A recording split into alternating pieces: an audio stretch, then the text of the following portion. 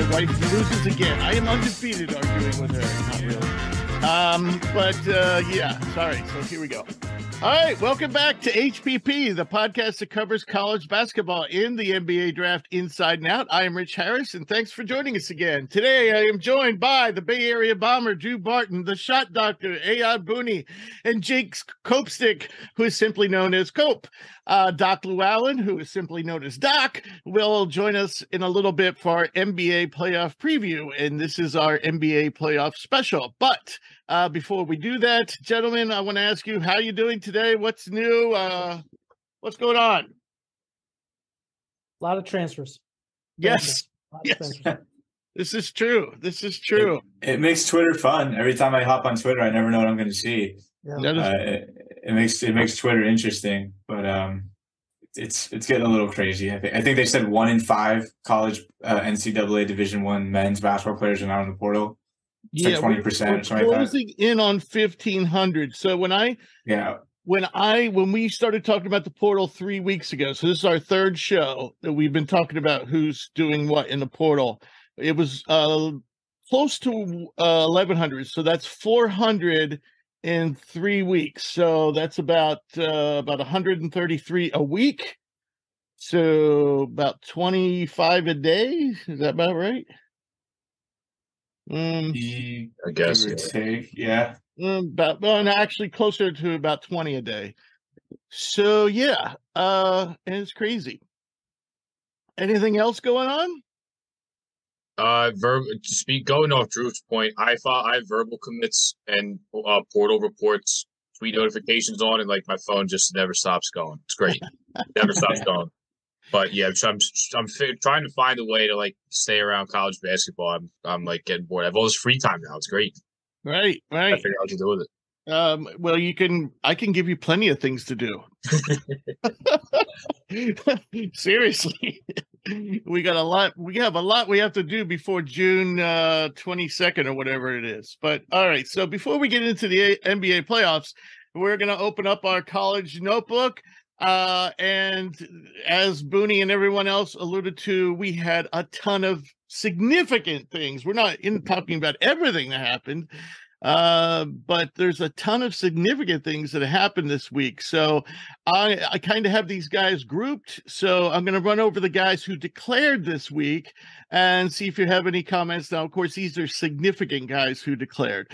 Ryan Nebhart, point guard from Creighton. Adam Miller, shooting guard from LSU. Musa Cisse, big-time shot blocker from Oklahoma State. Caleb Boone, athletic power forward. Jesse Edwards, another big-time shot blocker from Syracuse. Ontario Morris of Texas, the 5-star freshman guard. And Stephen Ashworth, who Cope predicted last week would be in the portal, and he was correct. The other guy from Utah State, when you were talking, the other one was the kid from Ukraine, the other guard. And I was Shulga. Exactly. Shulga went in last week. Ashworth, of course, is the more accomplished player. And actually, I got a little funny story. I had Utah State, when I first started this in 2017, was one of the first schools I developed a relationship with. And when Ashworth came in as a freshman, he didn't play a ton, but I got enough to see them, and I thought, you know what, this kid has some potential. Now, the Utah schools, because of their missions and stuff like that, a lot of times they avoid putting up birth dates. So I'm constantly asking the Utah schools, when was this guy born? And I had, at the time, my first conversation with the SID at Utah State, he told me about this guy named Nemi Kita. And he said, you got to look at this guy. And so I took a quick look, added Kita to the draft board. Of course, he now plays for the Sacramento Kings.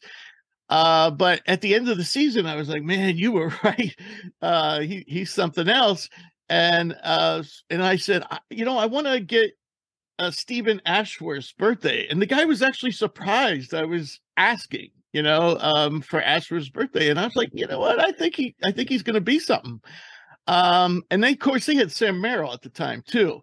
So Ashworth was really kind of off the radar. But turns out Stephen Ashworth turned out to be a pretty darn good player. Little poor man Steve Nash, maybe. Yeah, there you go. There you go.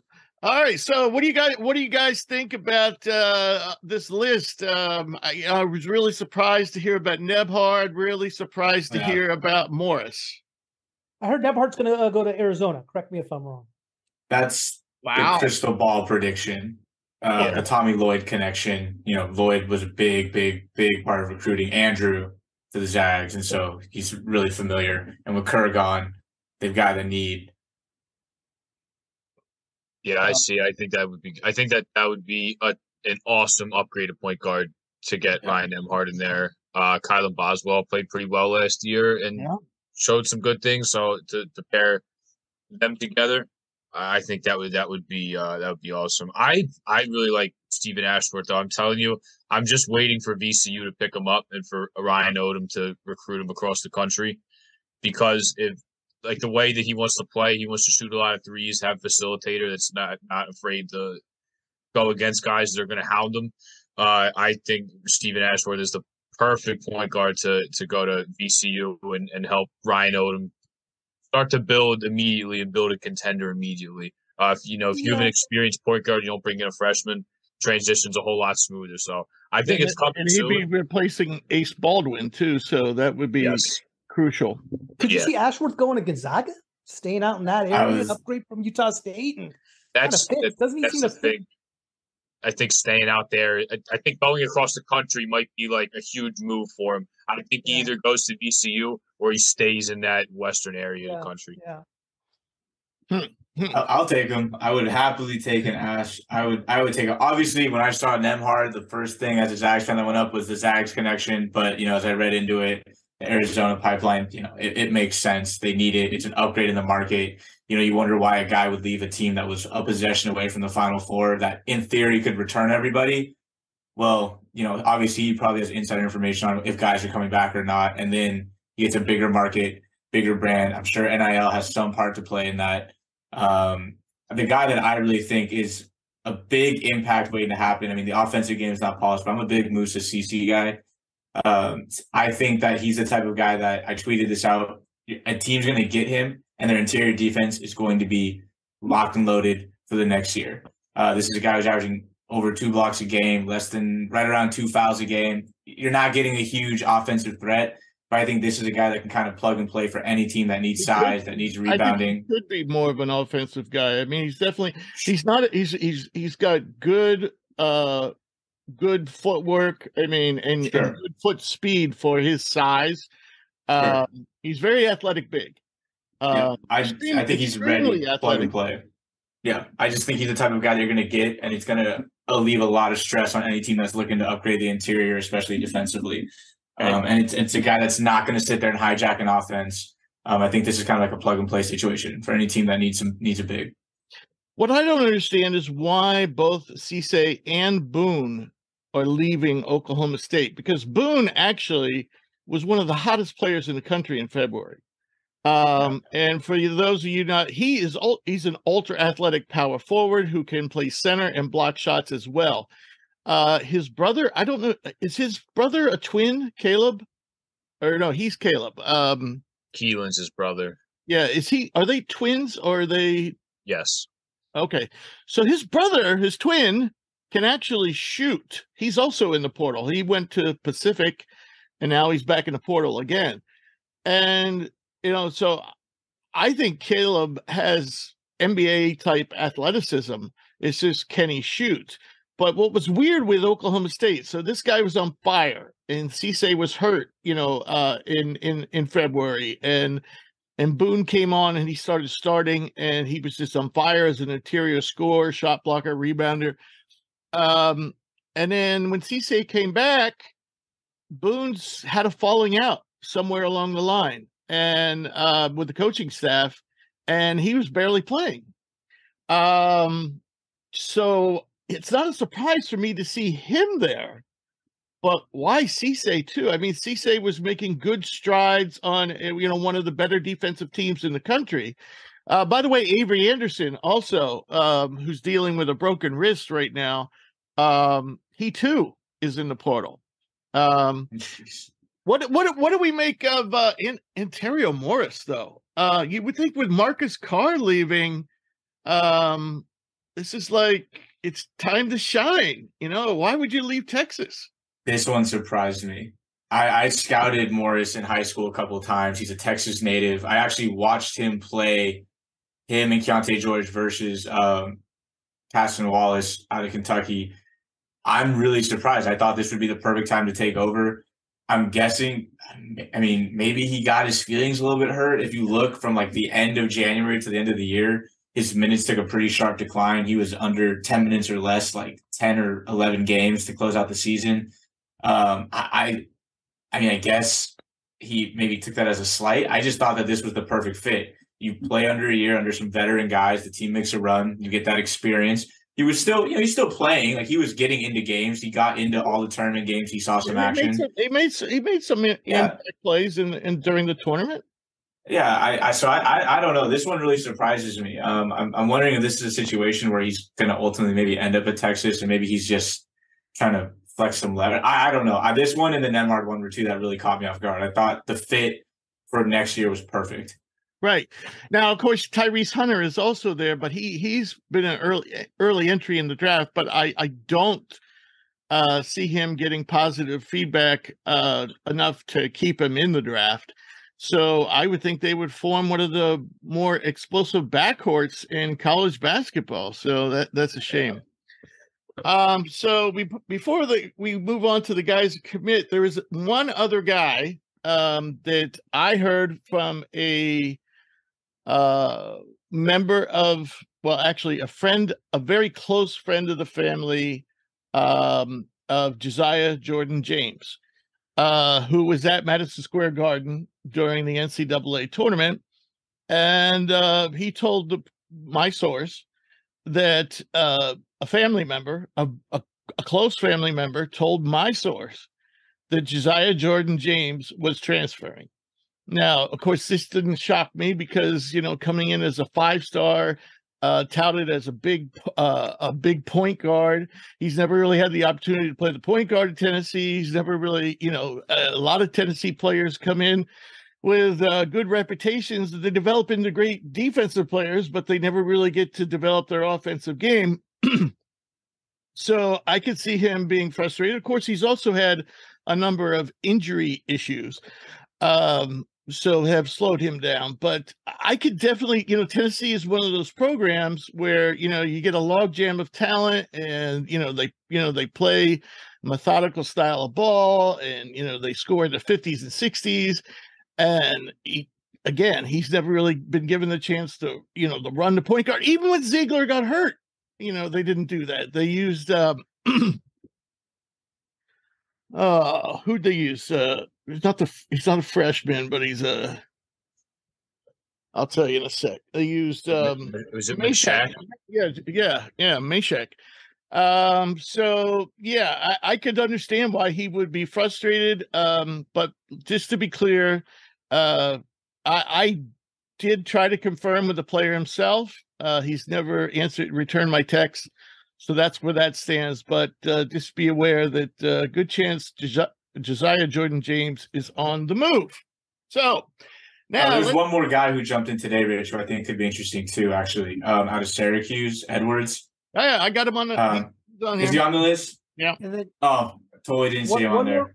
One more commit too, since you're on that, is Jalen Cone went to Cal out of Northern Arizona, averaged about 18 a game. Shooter. Originally committed to Virginia Tech, then to Northern Arizona, now to Cal. But I think he's going to fit into how Madsen wants to play, that up and down. And all right, he's going to be good. So actually, Cal is going to be one of the teams on our next list, which is guys who have actually committed. And I'll run over that list. Tremont Mark from Houston is going to Arkansas. Denver Jones, and you might not be familiar with him, but he's a scoring machine for Florida International, shooting guard, and he averaged over 20 points per game. He's going to Auburn this year. Fardaz Amik is going from Texas Tech to Cal. Jameel Reynolds is going from Temple to Cincinnati. Tyler Perry honorable mention on our All-American team is going from North Texas to Florida. Walter Clayton, who we've talked quite a bit about over the last few weeks, is going from Iona to Florida and not going to St. John's as we thought. Mika Hagdalogden, I think I got that right, is going from Marshall to Florida. He was the Sunbelt Rookie of the Year. He's a freshman. He's a 7-footer. He blocks shots. He can hit an occasional three, but he definitely shows some shooting talent. But he was a great rebounder and shot blocker for Marshall this year. He too is headed to Florida. So Florida lands 3 guys this week. They also landed Jarvis from Yale, who was one of the better players in the Ivy League a week or 2 ago. So Florida is stacking up. We have Jaden Epps is going from Illinois to Georgetown. We have Steele Venters is going from Eastern Washington to Gonzaga. He was the Big Sky Defensive Player of the Year. We have LJ Cryer going from Baylor to Houston. And we also have Damian Dunn going from Temple to Houston. We have Marcus Damask, who is kind of a do-everything type of wing, going from Southern Illinois to Illinois. Now, Damask has made all-conference 3 years in a row. He's going into his senior season. Kalel Ware is going from Oregon to Indiana, indicating that another indication we probably have seen the last of Trace Jackson Davis in college basketball. Jason Pawelewski is going from Woolford to Iowa State. He is only a freshman, soon to be a sophomore. Great combo guard for Woolford this year.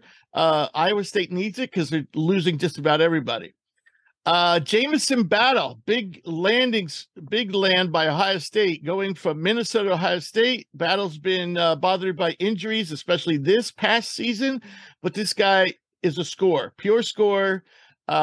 Big signing for Ohio State. Brandon Murray going from Georgetown to Ole Miss. If you're not familiar with Brandon, he started at LSU. He's a highly intelligent player, very athletic. That's a big get for Ole Miss. Cope's favorite player of all time, Jonathan Pierre from Nova Southeastern, is going to Memphis. He's a 6'9" forward with guard-like skills. We shall see. And when I said last week, he didn't put up great stats. He put up great stats, but when you consider they were done in Division II, they weren't as good as like I think he averaged like 15 points a game. You would think if this guy was going to be so touted, he might be like putting in 25 a game or something like that. But yeah. So also Memphis landed Caleb Mills from Florida State.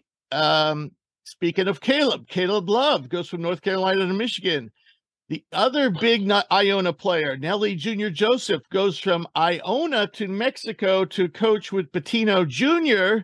Patino Jr. obviously coaches New Mexico. Again, surprising he's not going to St. John's. Then we have Ace Baldwin going from VCU to Penn State. And lastly, TJ Bamba has narrowed his list down to Villanova and Georgia Tech. And Villanova is much nicer. They have better fans. They're nicer fans, very, very kind and loving fans. Georgia Tech people are very mean. So TJ Bamba should go to Villanova. So anyway, gentlemen, that was a huge, long list. I don't even know where to start, but I'll give you a starting point. I guess we've seen the last of Marcus Sasser. I guess we kind of knew that. And obviously Mark is now moving on to Arkansas, but they still have Arsenault. They still have Snead, assuming he doesn't stay in the draft, which I can't believe that he would. So it kind of seems like Dunn and Cryer are the same type of player. Maybe I'm wrong. You're more familiar with Dunn than I am, Jake. Why both of them going to Houston? Well, yeah, they need starting caliber guys that can shoot and can score to replace a Tremont Mark and a Marcus Sasser. But you throw in the Arsenault's coming back. You throw in Emmanuel Sharp, who was able to stretch the floor, knock down some threes, is coming back. It's still a very good stable of guards. I really like the fit with Damian Dunn here. LJ Cryer as well, one of the top guys in the portal. He can shoot the lights out and will provide them a much-needed floor spacer because outside of one or two guys, it's not an offense that really spreads you out and you were worried about. Right. But Damian Dunn can score effectively from all three levels of the court. He can make tough shots in the mid-range, particularly in the paint. He can shoot the three very well. He can pull up off the dribble. And he is so good at getting to the free throw line. This guy's going to, in the Big 12, he's going to shoot a ton of free throws. He's very good at not only getting to the rim and drawing the contact, but he can hang in the air and have guys foul him. He can finish at tough angles. I think he's a really, really good pickup for Houston. Very sad to see him go from Temple because he had a couple of games where he was, I think at one point he was the leading scorer in D1 through 3 games. He had 38 in a game. Overtime. He can score in bunches. He can do it from all three levels of the court. So he's going to get a guy that can shoot the three and help him out that way, but that can also drive into the lane and get points that way. So, like I said, very sad to see him go from Temple, but it's a really, really good pickup for Houston and a guy that they're very familiar with, too. What do we make about Iona's guys not going with Patino to St. John's? I thought that there was 4 guys that could follow Patino there. Now it's Dennis Jenkins, Walter Clayton, who won't be going there. I thought Nelly Jr. Joseph could play there, and I thought Quinn Slazinski could play there. And he's in the portal, but he got hurt last year and didn't play the last couple months. So I thought there was a chance he would bring all 4 of those guys, and it seems like at best he's going to get 2 of them if Quinn Slazinski decides to go there. But for Walter Clayton, I guess he just wanted to play closer to home. I mean, he's still going to a very good head coach and a guy who I think is a very good head coach in Todd Golden. But for me, it's like, hey, you get to play at Madison Square Garden in the Big East. He's one of the best guys at developing players. Like, look how much better Walter Clayton got from his freshman to his sophomore year. He came the MAC Player of the Year, the leading, had the best free throw percentage in the country. He's a very good shooter. Does so many good things. But I guess he just wanted to go closer to home. And I thought he would take Nelly Jr. Joseph, but at the same time, he's going to go to New Mexico. He's going to play. He's going to step up in competition to the Mountain West, and he's going to fill Morris Udaise's role right away. I mean, he's going to start day one for Richard Pitino. So I thought he'd get all 4 of these guys. But I think if Walter Clayton doesn't go there, I think Dennis Jenkins is a shoe-in to go to St. John's for sure. I don't see where else he would go. And then Quinn Slazinski's a weird one because he was hurt. I don't know if he's going to have to go somewhere in rehab, but I think he could play at St. John's as well. So I think Pitino's lucky now if he gets 2 of those 4 guys. Right. Booney, you had brought up Cal. They do have Devin Askew, former 5-star, started off at Kentucky, and then he went to Texas. Then he went to Texas. Then he went to Cal. And now they have AMAC and the kid, the Northern Arizona guy. Are you AMAC doesn't seem to be necessarily a Pac-12 type or whatever. They also had 7 guys that hit the portal too, which I found interesting. Right. But I mean, are you excited? I mean, are you or at least encouraged by what's going on at Cal? Yeah. I do like who they got today. But I like the way Matson's coming in, but I don't know if AMAC kind of fits that style of play. Right. I mean, exactly.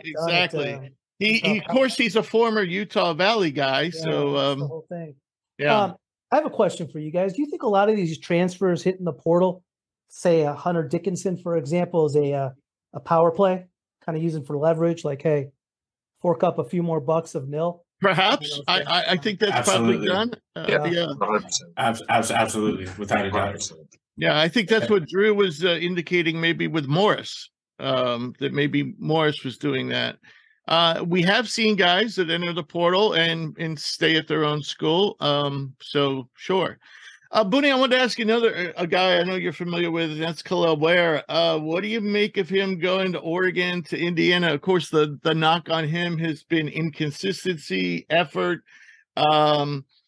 Mike Woodson's not the type of guy who tolerates inconsistency and lack of effort. I think the pitch they made to Ware is like, hey, we just had Trey Jackson Davis here. We see you as someone very, very similar to him as far as a skill set, athleticism, getting to the rim. we're going to put you in right in his spot. Our system is perfect for you. Whether Ware can execute that or not is a question, but I think it's a good spot for him. I think it fits him in Indiana, and the way they play is a good place for him. But I don't know. We'll see. Right. They also have Renault, and is it Malik? Is it Malik Renault? Malik Renault, who is a highly regarded freshman, who came in this year and played a backup role. And he actually has, you watch him and he has a lot. His game is ultra similar to Trace Jackson Davis. I'm wondering if they're actually going to play Ware at the 4.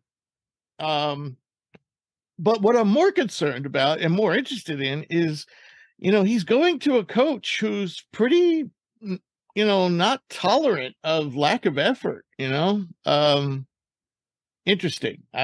But maybe Ware's doing something smart here and saying, I'm going to go to somebody who's going to keep my nose to the grindstone. So, Drew, what about your boys, Landing Steel Venters? Really good shooter, has good size for a wing. Defensive player of the year, though not defensive player of the year. There was a mistake when they tweeted out the news. He wasn't. He was the player of the year. He wasn't the defensive. Because I was gonna say, I would have loved for him to be defensive player of the year. I don't think. Yeah, I was gonna say. Yeah, I was going to say, when I saw him, he didn't seem like a great defender, but he did seem like a hell of a shooter.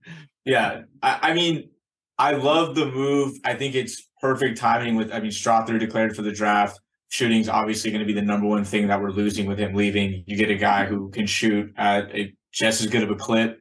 Overall, I think the size is going to be great on the wing. He doesn't give you a lot of rebounding or playmaking. He's an offensive guy, but that's fine. This is a team that is looking to reload. I think they're going to try to make their splashy moves in the next coming weeks. There's a couple guys in the portal. We just talked about Ashworth, Nemhard, the point guard from Cal Baptist, Armstrong, I think would be a really good fit. He played with Alex Tui, who was the incoming freshman, who was at the Nike Summit game. But, I think Venters fills a need. He has experience. He's a player of the year candidate. It's step up in competition. He looked really bad. I went back and watched his game against Oklahoma State. He was 1 for 10 in that game in their NIT in the second round. But if you go back and look at some of the other games he's played against high major competition, he was really good against Texas Tech. He hit 5 threes in that game at 26. He played, who was it earlier this year that I saw him play? It was one of the Wazoo games when they played Washington. He had 27 against them, I think, late in the season. Or 27 in that range. So I think it's a good pickup. It's not a huge needle mover. He's still, I think, overall a downgrade from Strother, but you replace the shooting, which is a must have. And depending on how the rest of this roster plays out, maybe Watson comes back, you got to be able to space the floor, and that's what he does. So you're going to tell me a 6'7" shooter who's, as it stands, going to start at worst is probably going to be our 6th man. Yeah, I was going to say, I don't know if he's going to start depending on the as the roster stands right now, he'll probably have to. Ideally, I think he's the 6th man. But, it's a positive move. I don't remember where Adam Kunkel came from. Was it Belmont? Belmont, yeah. Right, so Adam Kunkel went from Belmont to Xavier, and he was a standout at Belmont. He was like their leading scorer, one of their leading scorers, and he could shoot the lights out. And then we saw, once he got to Xavier, he was a role player, an effective role player. He started for them, but he certainly was, like the 3rd or 4th option on that team, but he was probably also the best outside shooter on that team, so he was critical to their success. So that's kind of what I imagine for Venters. Totally. He's got 2 years of eligibility. He's definitely going to probably use both of them. This is not a guy who's going to be leaving for the draft. So I like the move as a kind of bridge year as we continue to recruit. I think 2 years of a guy that's going to probably be a 10 to 14 point scorer, who's going to be a 38 to 41% 3-point shooter. Sign me up, but we need more pieces. This can't be the only move. Great start, more work to be done. Right. All right. So I want to ask you guys, Caleb Love. Obviously, he's been an underachiever for his first 3 years. And we know some nonsense was going on down in North Carolina, team team issues that had to do more with off the court stuff. Just Caleb Love. I mean, we've seen him, ooze with talent. He certainly could create his shot. He certainly has all the moves you want, and sometimes he can be, he can get on a roll and be really tough to stop and look like an NBA player. But for the most part, for his career, for example, he's all 3 seasons, he's never shot. He's shot below 40% from the field 3 consecutive seasons. Not acceptable for a 5-star prospect. So, can Caleb Love turn it around in Michigan? Do you think Caleb Love will turn it around in Michigan? I'm going to say no, especially if they're not going to bring Hunter Dickinson back and he's not going to have a big guy. And if you're going to ask him to be like the leading scorer and you're asking him to be the alpha on offense, I don't think that's a recipe for success. So I'm going to say no. However, I think it goes to this is either a boom and they're a tournament team or they're a borderline not NIT team next year. I think it's a very wide range of outcomes that can happen here. But if you're going to say, hey, Caleb, we need you to be the leading scorer, I don't think that's going to work. I think with Dickinson, they can actually be, a Final Four potential team, depending on what happens with Bufkin and Jet Howard. But yeah, Dickinson is crucial. I mean, NBA people aren't crazy about it. I'm not talking about NBA teams, but everybody who talks about the NBA draft, people like us, we're probably the highest. He's in our top 100. I've never seen him in anybody else's top 100. But when you want to talk about the best players in college basketball, he's, to me, is in the top 20 for sure. No doubt in my mind. Yeah, I'm with Jake on this one. I don't think this works out. I know that if Hunter is using this as a power play, like we talked about leverage and kind of the overall plan is to come back, maybe. But Howard's gone. I know Bufkin declared, and I believe is foregoing his eligibility. So you just lost you just lost them. So I mean, this is a pretty barren roster, in my opinion. We'll see how it plays out. But if you're going to give Caleb Love the ball and say, lead us, going to lead you to make a first-round exit in the NIT, maybe. I mean, it's just not going to work out for me. I mean, I like Hunter Dickinson a lot as a player, and I think if he does come back, now you have something you can really anchor the team behind. But again, like, if the only support you're going to give Hunter, there's a lot to play out. Portals, recruiting, there's a lot left to be played out. So I'm not saying this team is set in stone, but if you're going to tell me you have Hunter Dickinson and Caleb Love, we just watched Hunter Dickinson, Jet Howard, and Kobe Bufkin not be able to make anything happen. You're losing 2 of those 3, potentially 3 of those 3, and then you're going to get Caleb Love, who's a shot chucker. And if you really look, the only stretch of just like good basketball was just when the entire team got hot in the tournament last year after a very unspectacular season. I think we kind of forget that they were not great last year, got hot in the tournament, had a couple close calls, and then ended up losing in the finals. So I'm not really a Caleb Love guy at all for the same reason I'm not like a Kirk Creasy guy. There's talent there, but he's going to shoot you out of as many games as he keeps you in. So not feeling it. Another thought about another team is, Booney, you'll like this. Tremont Mark probably brings Arkansas, finally gets a shooter. Yeah, they certainly do, don't they? Big question with them is Nick Smith going? Nick Smith is in the draft, but Anthony Black, to my knowledge, is still not declared, correct? Anything on Anthony Black yet? Yeah, Tremont Mark. Debo Davis is testing the waters. Yeah. So they could bring back, Anthony Black, Devo Davis, add Mark as a shooting wing. That team could still be one of the best in the country next year. Lastly, I'm sorry. Lastly, I was going to ask you guys, is Florida so far the big winner in the transfer portal?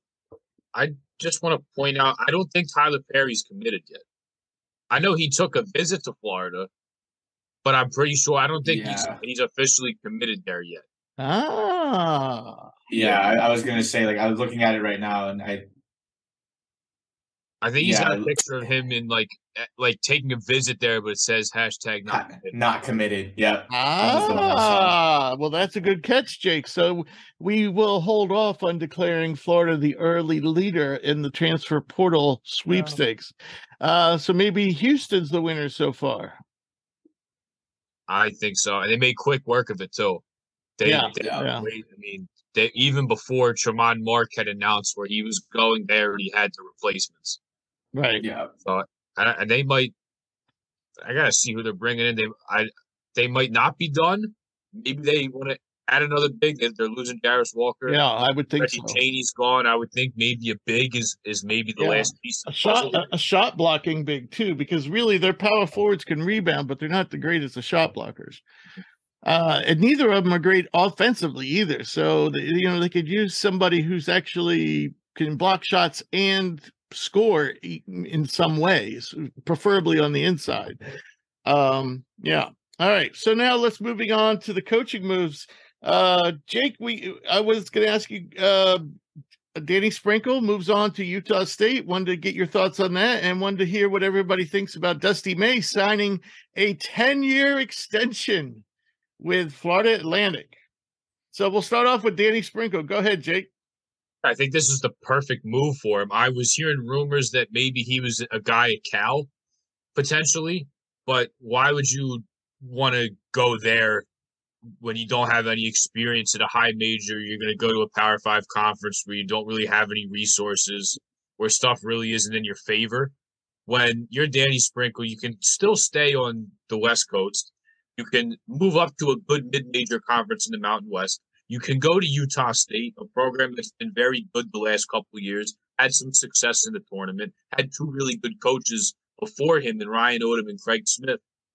And you don't have to move up to a power conference. This is still a very good conference in the Mountain West, and it's a great program with more resources, a better fan base, and a better track record than Cal the last couple of years. So I think for him, perfect move. And even a tough job like Montana State, back-to-back Big Sky championships, never had a losing record, 81-43 overall there. I think that's as good as you can get. I'm glad that he took this Utah State job rather than maybe rush into the Cal job and rush to move up so fast. But I think this is a perfect spot for him. All right. Yeah. Now, correct me if I'm wrong, but I believe Dusty May signed that 10-year extension before the Final Four. Was that before or during the Final Four? Do we know? It says it was just signed. The news broke 2 days ago. Oh, okay. So all right. So, what do you guys think, Booney? Are you a little surprised? I'm sure he had some big schools coming after him. Huh? Good for him. Good for him. No, but I mean, are you surprised that he stayed there and you're happy that he did? No, I'm not surprised whatsoever. It was same type of deal with Randy Bennett, right? When he started winning at St. Mary's, he stayed put at St. Mary's, and I kind of see this as something similar as well. He's somewhere comfortable.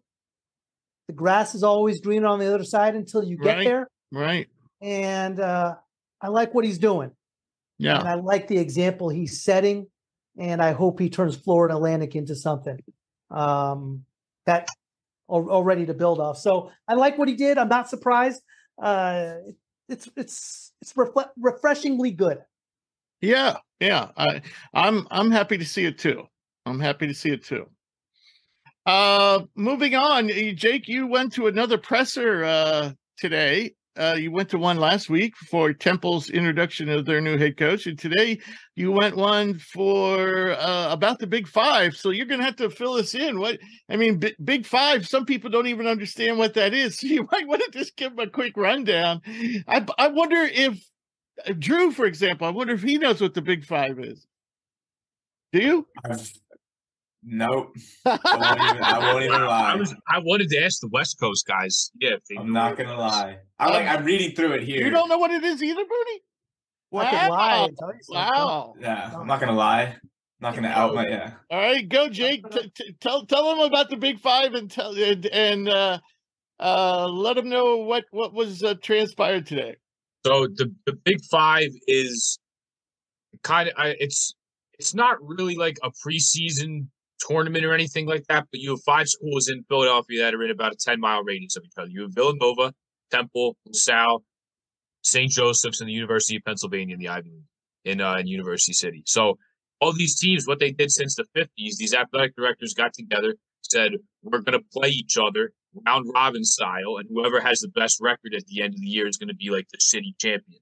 And they played all these games at the Palestra, which is on the University of Pennsylvania's campus. And it's the oldest college basketball arena in the country. It was built in 1927. So old. There's most of the seats are just wood bleachers with numbers. They're bleachers. Yeah, it's a very, very old place, but it's awesome. And the Atlantic 10 tournament used to be held there, and I one time sat on those goddamn bleachers for 4 straight games, and my ass never hurt worse. Yeah, it's not exactly comfortable seating in there. It's very hot in there, so. Yeah. Oh, yeah, I should add before you go on, Jake. In the 50s and 60s, LaSalle was relevant. St. Joe's was relevant. It wasn't just Villanova. Temple has always been pretty relevant. Penn, I mean, made the Final Four in the last time they made the Final Four was what, 74, 75? But again, what I'm saying is all these schools were super basketball relevant. Yeah. So all these schools were very, very good. Penn was coached by Chuck Daly. I don't know if you guys know that, who coached the Bad Boy Pistons. Yeah. So he used to coach us. So it's been a tradition. All these teams play each other round robin style. They play games at the Palestra. It's loud in there. They throw streamers after the first basket gets made. It's just been a thing for years. So the last couple of years, Villanova separated the gap. They've been so much better than the rest of the Big Five. It's losing popularity. Nobody really shows up to the Palestra. They did a doubleheader there this year where Temple, LaSalle played each other, and St. Joe's and Penn played each other. Palestra holds about 8,000 people. They maybe sold half that, maybe. Ooh. So they needed to rejuvenate this, get more interest in it. So Drexel University is also in Philadelphia. Drexel and University of Pennsylvania. They are physically located very close to Penn. Yeah, no, literally, it is the shortest amount of distance between 2 Division I schools. They're like across Market Street from each other. They're right there. So for years, Drexel's been trying to get into the Big Five because they're literally in the city and they've been trying to play all these teams. Now this year they played Penn, they played Temple, they played LaSalle. So they didn't get to all Big Five teams, but they played most of them. So now what they're doing is this new format. Instead of playing games at the Palestra, they're going to play games at the Wells Fargo Center. Drexel is now a part of the Big Five. So even though there's 6 teams, they're still going to call it the Big Five, much like the A-10 is 15 teams and the Big Ten's got 14. And all those numbers don't make any sense. So they're going to divide. They're not going to do round robin play. They're going to split 6 teams into 2 pods of 3. So to start, it's going to be Temple, LaSalle, Drexel, Villanova, St. Joe's, Penn. Each of these teams, you're going to play the other 2 teams in your pod. One game will be at home. One game will be on the road. And then once you've played both teams in your pod, the top 2 teams in each pod are going to play for the Big Five championship at Wells Fargo Center as part of a triple header.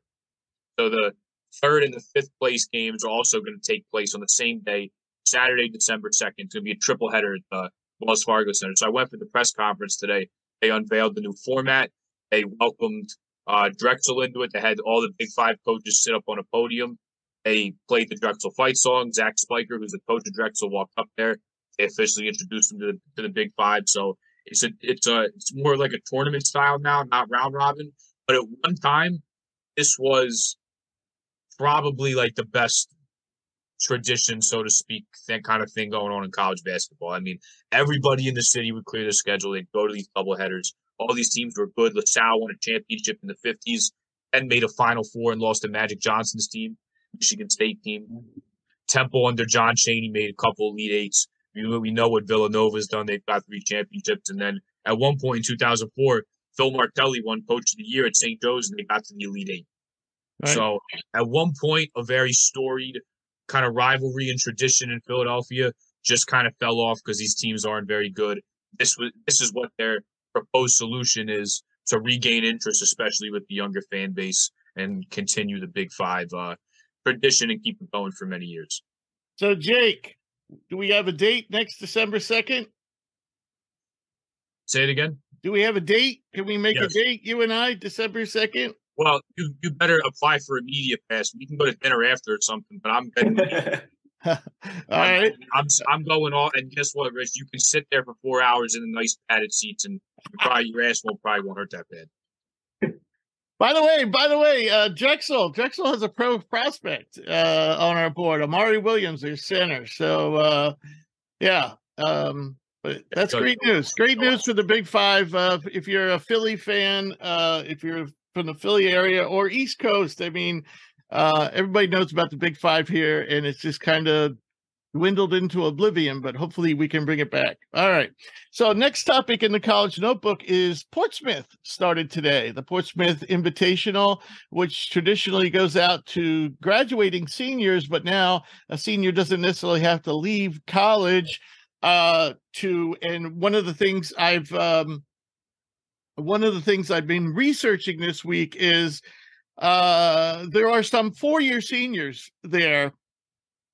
For example, Tamani Camara of Dayton, he has another year of eligibility, but he's at the event. Now, Courtney Ramey did this last year, and he got in trouble and had to miss a few games at the start of the season. So I don't know if the rules have changed. That's what I've been researching all week to see, are some of these 4-year guys, are they going to get in trouble again? Because there are some significant names on this list.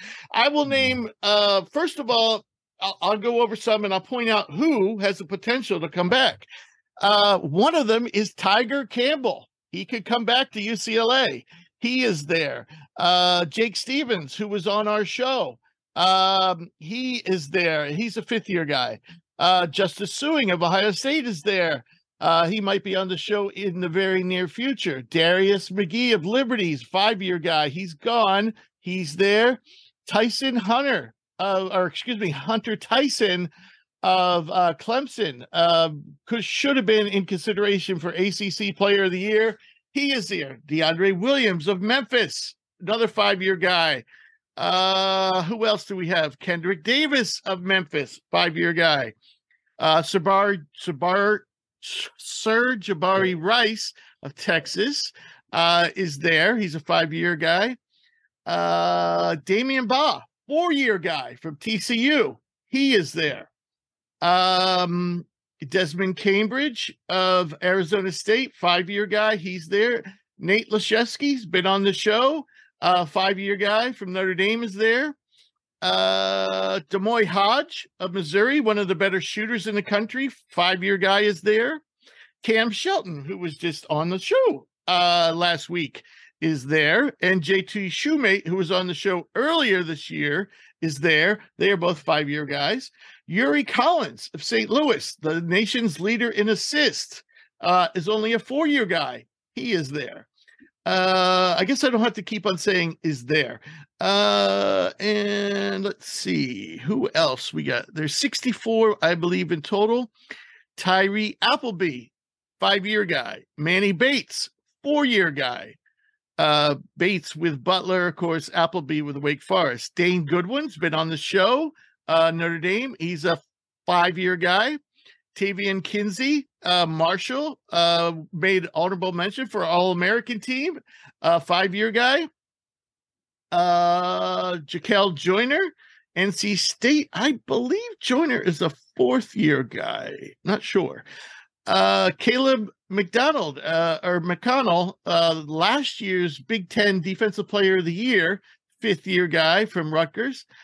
Nathan Mensah from San Diego State, their shot blocking center, 5th-year guy. Grant Shearfield, Oklahoma star guard, 4-year guy there. Eric Stevens, the sharpshooter from West Virginia, 5-year guy there. KG Williams, LSU star power forward, 4-year guy, still has one more year if he wants, is also there. So you can see there are a lot lot and of course I didn't name all 64, though it may have seemed like I did. Also Jelly Walker, and I believe Jelly is a 4th-year guy. But you can see, for a guy like, say, Tiger Campbell, who probably won't be drafted this year, to me it's very interesting that he is there, and there won't and people are saying that anybody who's there is going pro. Well, I know for a fact, I talked to the University of Dayton earlier this week about Tamani Camara, and they said no, he has made no decisions. He's just going there to compete and get a feel for where his draft status stands. So I'm sure Tiger Campbell is in the same boat. And so what's interesting is if these guys, I would say most of the guys I said are fourth-year guys will be coming back. Does that mean the NCAA is going to penalize all these guys? I have talked to multiple SIDs this week, and nobody can give me a clear answer. What has to be done in order for them not to be suspended at the beginning of the season?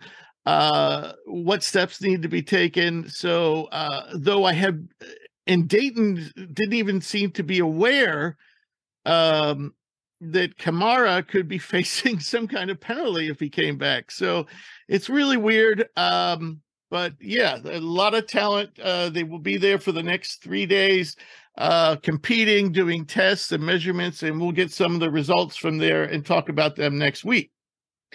So didn't mean to go on and on about that, but yeah. All right. So lastly, NBA draft entries. And we're going to start off with somebody who said he's coming back. And we talked about him last week at length. And that's Kyle Filipowski. He announced today that he will return to Duke for at least one more season. Happy, surprised, sad? What's everybody thinking? Thrilled. Yeah, super happy. I think this is a great move. Like, I think he's a first round pick in my opinion. He's a first rounder, but probably top 15. Yeah, I would say he's probably I would say he's more in the 20s, maybe like the early 20 range. I have him next year, late lottery. Yeah. Okay. So I would say 14 to 20. I think is a fair range for him. So definitely a first rounder, but this is a kid that's going to come back and be the focal point of a Duke team that's got some talent coming in and talent coming back. It looks like he's going to be partaking. He'll be eligible for a draft where I think the class overall is weaker. So I think just kind of by default, his stock's going to be a little bit higher. And I mean, as a college basketball fan, I just love to see it. I love seeing guys say, I'm going to keep my talents here, develop here. I enjoy where I'm at. I'm going to make some money, then go potentially waste away in the G League for a bit. So I'm a big fan. I love it. Yep. A little pride in where you went to school too. You know, yeah. Let's go to it. Yeah. He's getting a quality education on top of everything else. I'm Jake, I assume you being a Duke fan are happy with this? Yeah, I love it. And not only him, Mark Mitchell, hopefully, I think there's no way. Mark Mitchell already announced that he's coming back. He's coming back to Duke too. There's no way that Roach gets drafted. He's coming back for another year. Yeah, Roach entered, but I didn't even put his name on the list because I didn't think it. I don't think he's leaving. But then Tyrese Proctor's back too. I don't even remember when the last time was Duke brought back 4 or 5 starters. Yeah. I don't even remember. So the fact that Filipowski, the big domino, is coming back too, is awesome. He's only going to be better next year. You get another year in a college weight room, keep getting bigger, stronger, keep working on your game, and he was spectacular. I mean, he just solidified himself. Him and Proctor, I think they're surefire. Filipowski was a top half of the first round pick, but I think Proctor also just locked himself in. If he wasn't a first round pick already, certainly will be in a probably next higher year. Next year, yeah. Well, yeah, but if I had to draft right now on our draft board, he's like in the 70s, or maybe 60s. I don't, of course. But I see what you're saying. I could definitely see him working up into a first round. I just didn't see the consistency this year, but he's young. Yeah, exactly. a young 19. So yeah, I think it's great that they're all coming back, and I think they all will improve their draft status. Rich, I got one question for you. Too. Says a lot about Shire. We talked about Derek Lively last week about if he were to come back, could his ceiling maybe be like the number 1 overall pick with a weaker class? What do you think about Kyle? Let's say Kyle comes back. Solid improvement, nothing world shattering, but he definitely improves his game. What do you think Kyle's ceiling next year in the draft could be? 6, 7, somewhere in that 5 to 8. I don't see him any higher than that. Kind of is what he is. I don't think he'll be a top 5. Sure. Maybe top end of that. maybe top 10. Sure. Yeah, I was going to say like 8 to 10 range. Right now, my guess is going to be kind of where I have him right now, between 10 and 20. Is probably where I figure he'll fall. But it might be inside 10. It all depends on how the new guys look next year. But I was thinking 8 to 10 range is probably the ceiling. But yeah. All right, so guys who declared this week who aren't coming back, and I think most of them make sense. Jordan Hawkins, I consider a potential lottery pick. Julian Strother, I think, is a solid second-round pick. Jalen Wilson, Kansas, solid second-round pick. Jaime Jaquez, borderline first-round pick. Cam Whitmore, likely lottery pick. Any comments on these guys? We talked about a few of them last week saying, why haven't they declared? Well, they just answered their question. They did declare. So any comments? I have nothing. Makes sense. I have nothing on Whitmore. I thought this would have happened earlier. As soon as he didn't play in the NIT game, I said, he's gone. Yeah. And then we had to wait like a month for him to finally declare. I felt like it was like, I guess it's good to at least talk about it and like weigh his options, but at the same time, like there's no reason he should have come back. I mean, you're a lottery pick. Assuming he keeps his status of a lottery pick. I've seen it before. Guys measure and everything, and he might be one of those guys that they're kind of wanting to measure and test because it just not everything clicked on the court. And if you test out poorly or, your wingspan turns out to be like, +1 or something like that, you could drop some spots here. I'll tell you what, Kyle Neptune better pray to his higher power every night from now till June 22nd that Whitmore lands in the lottery, because if he doesn't, the reason will be is because Villanova misused him, Neptune misused him, and another 5-star is going to think long and hard about coming to Villanova. Villanova doesn't get 5 stars. They get 4 stars.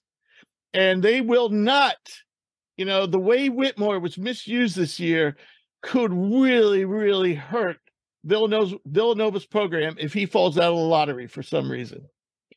All right, 2 other guys that declared but are keeping their eligibility open. By the way, all these guys who I'm saying are not coming back are based somewhat on some kind of, I said this last week, the statements sometimes are open to interpretation. And so, don't be surprised if you hear a few guys who everyone's assuming is not coming back do come back, because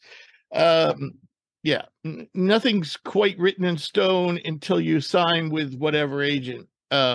Anyway, so the 2 guys that interesting guys who declared who are maintaining their eligibility are Oscar Shigwe and Bobby Klintman. Klintman is an international player. He, I believe, is 19 years old. He didn't do a lot early in the season, but as the season went on, Wake Forest used him more and more. And down the stretch, he was pretty damn impressive. He's a 6'9", 6'10" forward with guard-like skills. In 20 minutes a game this year, he shot 41% from the field, 37 from deep, and 74 from the line, 4.6 blocks. But this guy can block shots. There's a lot of things in his game that need to improve. But you can see the talent there. And unfortunately, he's from Sweden, by the way. And by the way, I'm wrong. He just turned 20. So he's a little older than I thought. I thought he was 19. But anyway, Klintman was a guy, we didn't see a lot of, kind of came on at the end of the season. And I didn't really give him a lot of consideration on the draft board because he wasn't playing enough, but I definitely saw the talent. And it's going to be interesting if he stays in, because I could definitely see him sneaking in the second round. Any other comments on Klintman or Shigwe? Shigwe, I think he should come back. Like, I really think I think the only reason he doesn't is if somehow, some way they land Hunter Dickinson. They have the money to throw at him. They have the money to give Hunter Dickinson. Kentucky does for him to go there. But I think this would be good for him because he didn't test last year, correct? He just announced he was going to return. Yeah, I believe so. Yeah, I believe you're correct about that. I think this would be good for him to hear it from the pro personnel what he needs to work on. So I think this is good for him to go through the process, come back, and then put that into action. Right. Interestingly, I found out. I thought that when they sent you a report, I thought that they gave you like a breakdown of like you need to work on this, you need to work on this, and you're pretty good at this, and they don't do that. Our guest, RayJ Dennis, who I spoke to yesterday, and that interview is coming up right after this segment. RayJ says what they send you is basically your percentage of like where you'll be drafted, like top 15, top 30, and like they put percentages, and that's all it says. And I was like, that's not very helpful. And he's like, yeah, I know. So yeah, I mean, I'm sure if you ask, NBA people, they'll tell you, but I thought they actually put it in writing, said things like work on your outside shooting, work on your offhand, or things like that. But apparently they don't. All right. So any other comments before we close the notebook for this week?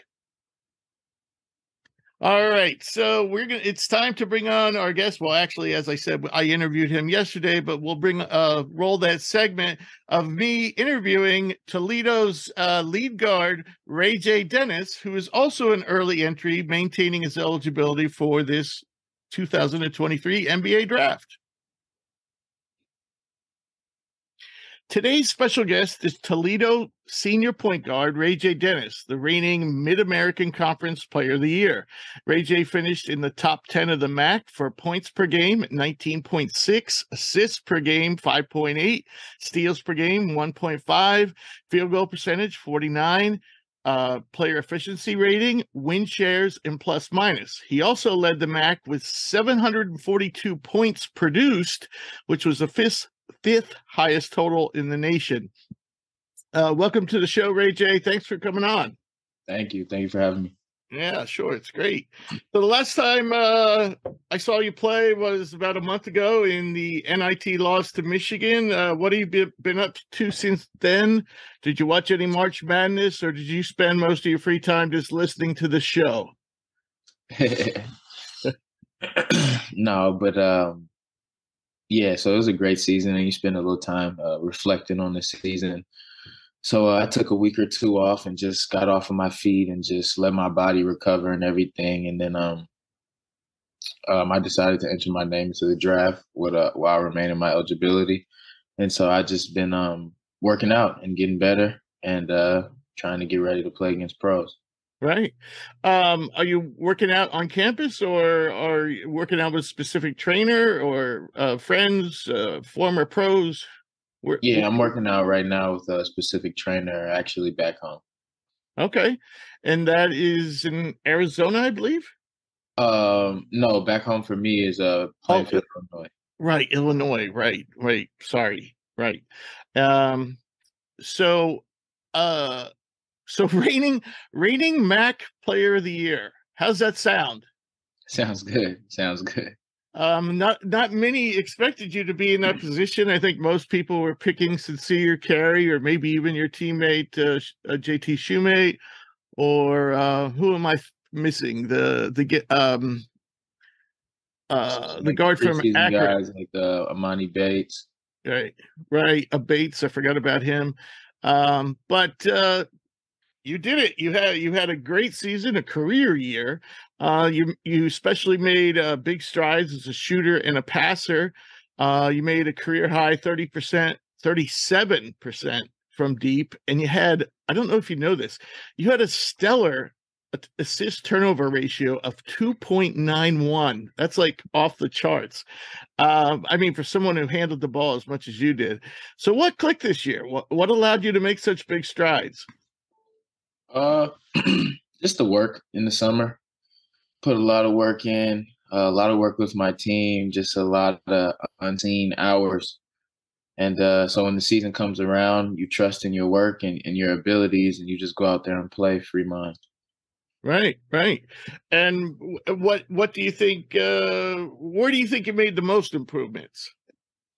Yeah, I mean, I really focused on I had to be able to shoot the ball better from three, and just really just control the game better, and just get better in every aspect. But between like shooting and controlling the game, because we found out we were losing, we were losing Ryan Rollins, right? So the ball would be in my hands a lot more, and so I just got prepared for that. Do you know? I believe in three of the last 4 years. Oh no, Ryan didn't win it, did he? Well, I guess it would have been 2 out of the last 3 years. And a guard from Toledo has won Player of the Year in the tournament. Marlon Jackson. Yeah, Marion Jackson, right? He went to for his graduate season, went to Arizona State. Maybe that's why I had Arizona on the mind. Anyway, so what was the highlight of this past season for you? I mean, the highlight like of the seasons is always just being able to do it with your brothers and just have fun. And you know, some of the highlights aren't even always on the floor. Just being able to hang out with your boys and guys that'll be friends for life. Right. And who you probably closest to on the team? That's one thing that was really unique about us, and I think that made us really good, is that like you could probably take any two guys and tell them to go spend a day together and hang out, and it'll be like normal. Like we were all really, really, really close. Right. I noticed that during JT's interview with people just walking back. Yeah. So you started your career at Boise State, played 2 years there, then you played the last 2 at Toledo, and as you said, you declared for the draft. And you answered my question. I was going to ask, are you leaving the door open to return to college? But the answer is yes. So I believe the deadline to withdrawal is June 12th. May 31st. Is it May 31st? Okay, maybe that was the international date. Yeah, because I thought that was a little late. All right, so so between now and then, what do you think is going to happen? Is there anything lined up already, or have you heard from any teams? Or I'm not exactly sure. It's probably a little early for the combine invites to go out. But yeah, what do you imagine happening between now and the 31st? Yeah, I mean, right now, just honestly, the first thing is just staying ready and staying in shape, being the best basketball player I can be, and then trusting in my agent and just staying ready, waiting for NBA workout invites and ultimately combine invites. Right. And I suppose at a minimum, you get a written evaluation, right? Everybody gets that when they declare, correct? Right. Have you ever seen one of those? Yeah, I seen the one that Ryan had last year, and they kind of showed me how the whole process goes. And how detailed? I'm curious. How detailed was it? It's not like super detailed. It just kind of explains like where starting when you first enter your name, like kind of where they think you'll get drafted or if you'll go undrafted, and then I think you get another one at closer to that withdrawal date. Okay. But I mean, do they go into things like, you need to improve your left hand, or you need to improve? Do they go through things like that, or? No, I don't think so. The sheet that I saw just said like where they think you'll get drafted, and it's literally just a percentage and a number. Wow. That's not too helpful. All right, so let's do an evaluation of yourself then. And one of the most impressive things I thought from this season was, I mean, you hear it all the time, 3-level score, but you truly were a 3-level scorer this year. You could score at the rim, you could score with runners, actually rather proficient in that area, with your jumpers, short, medium, deep, all there. So, and the fact that, you really improved as a passer. But so what do you think if you were sitting in an NBA interview right now, what would you tell them? And it wouldn't have to be on the court. It could be an intangible like leadership or something like that. What would you tell them that you think your selling points are, your strengths are, that you could bring to a team? Yeah, I think my selling points is my leadership. things that don't always show up in the stat sheet. I think I can be a really good leader, and I strive to be a really good leader. You'd be getting a guard that'll play both ways, guard, and then just be clean, efficient on the floor, take care of the ball, make the right plays, and get your scorers involved. Right. So on the other hand, where do you think you would like to improve leading up to the draft and next season, be it as a pro or be it, in college? Yeah, I mean, two things in particular, just like getting stronger. Like you gotta keep getting stronger. You're about to go play with real grown men. Mm-hmm. And then being able to shoot it. Like these guys are pros, and it's the next level, and you got to get better as you keep moving up. So just being able to shoot it at a really high level. Okay. So Toledo has made 4 straight NIT tournaments, and I'm sure everyone has their eyes on the big dance. Now you're losing 2 key teammates in JT and Seth. But you, Dante Maddox, Raheem Moss could all return and be a solid foundation. Of course, you'd be missing a big guy. But with that said, what gives you hope that the Rockets can, if assuming you would come back, what gives you hope that the Rockets could take the next step and get into the big dance? Yeah, I mean, if I were to come back, focused on the draft and stuff. But if I were to come back, I mean, the coaching staff, and they always get the right guys in. They don't really listen to outside noise, and they do a great job with being consistent and sticking to the things that work. And so, I mean, Coach K, Ingram, Mass, Loft, like they'll have us ready. Right. I would think it's a selling point for Toledo would be your style of play. You're one of the more fun teams to watch in the country. For those who haven't seen you play, you guys get up and down. And so I would think that'd be a great selling point. But let's go back to the pro side. JT is at Pitt right now. I know that it's kind of complicated for guys who are considering possibly coming back to go to Pitt. I know, for example, Damian Ball at TCU, I think ran into some trouble, and that's why he was suspended at the beginning of this season. So did you get an invite to Pitt, or did you not even consider yourself because you were thinking about coming back? No, there were actually absolutely some talks about it, but just to keep the eligibility piece alive, I decided not to do it. Right. And just because like that Dame Ball and then Courtney Ramey, those guys did. Oh, right. Yeah, Courtney Ramey too, right. And had to sit out some games. Yeah, I forgot about Courtney Ramey. Or maybe I have the two confused. Anyway, 2 Big 12 guards. Yeah, just rooting for Seth and JT. Both right. of them. Is Seth there as well? Yeah. Excellent. I did not know that. I haven't seen the full list yet. Excellent. That's good. So on the personal side, outside of college basketball, what do you do for fun? I'm a big movie guy. I like to watch movies. I like to watch a lot of movies. Just relax, chill. Basketball is taxing on the body, so just stuff that kind of keep your mind and body at peace. And you like movies over shows? I do like movies over shows. I'll find a good show here and there, but I like movies over shows. Yeah. You don't get committed. At least it's over in a couple hours.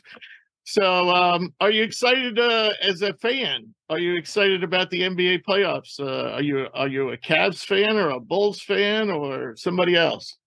Absolutely, I'm absolutely excited. I mean, I'm just a basketball fan in general, but a Bulls fan at heart.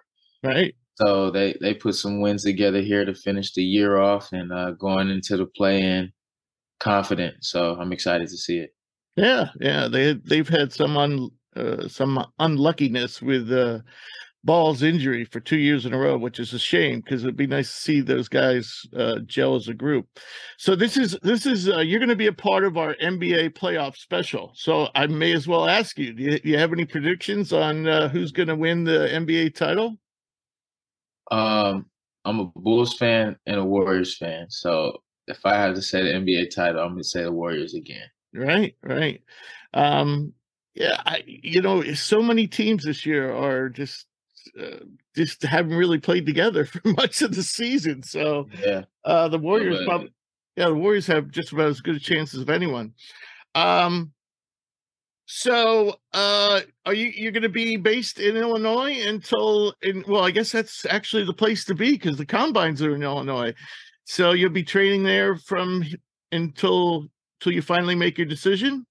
Yeah, so I'll spend half the time. So I've been spending half the time out here training, and then in about a week I'll head to Phoenix and spend some time out there training.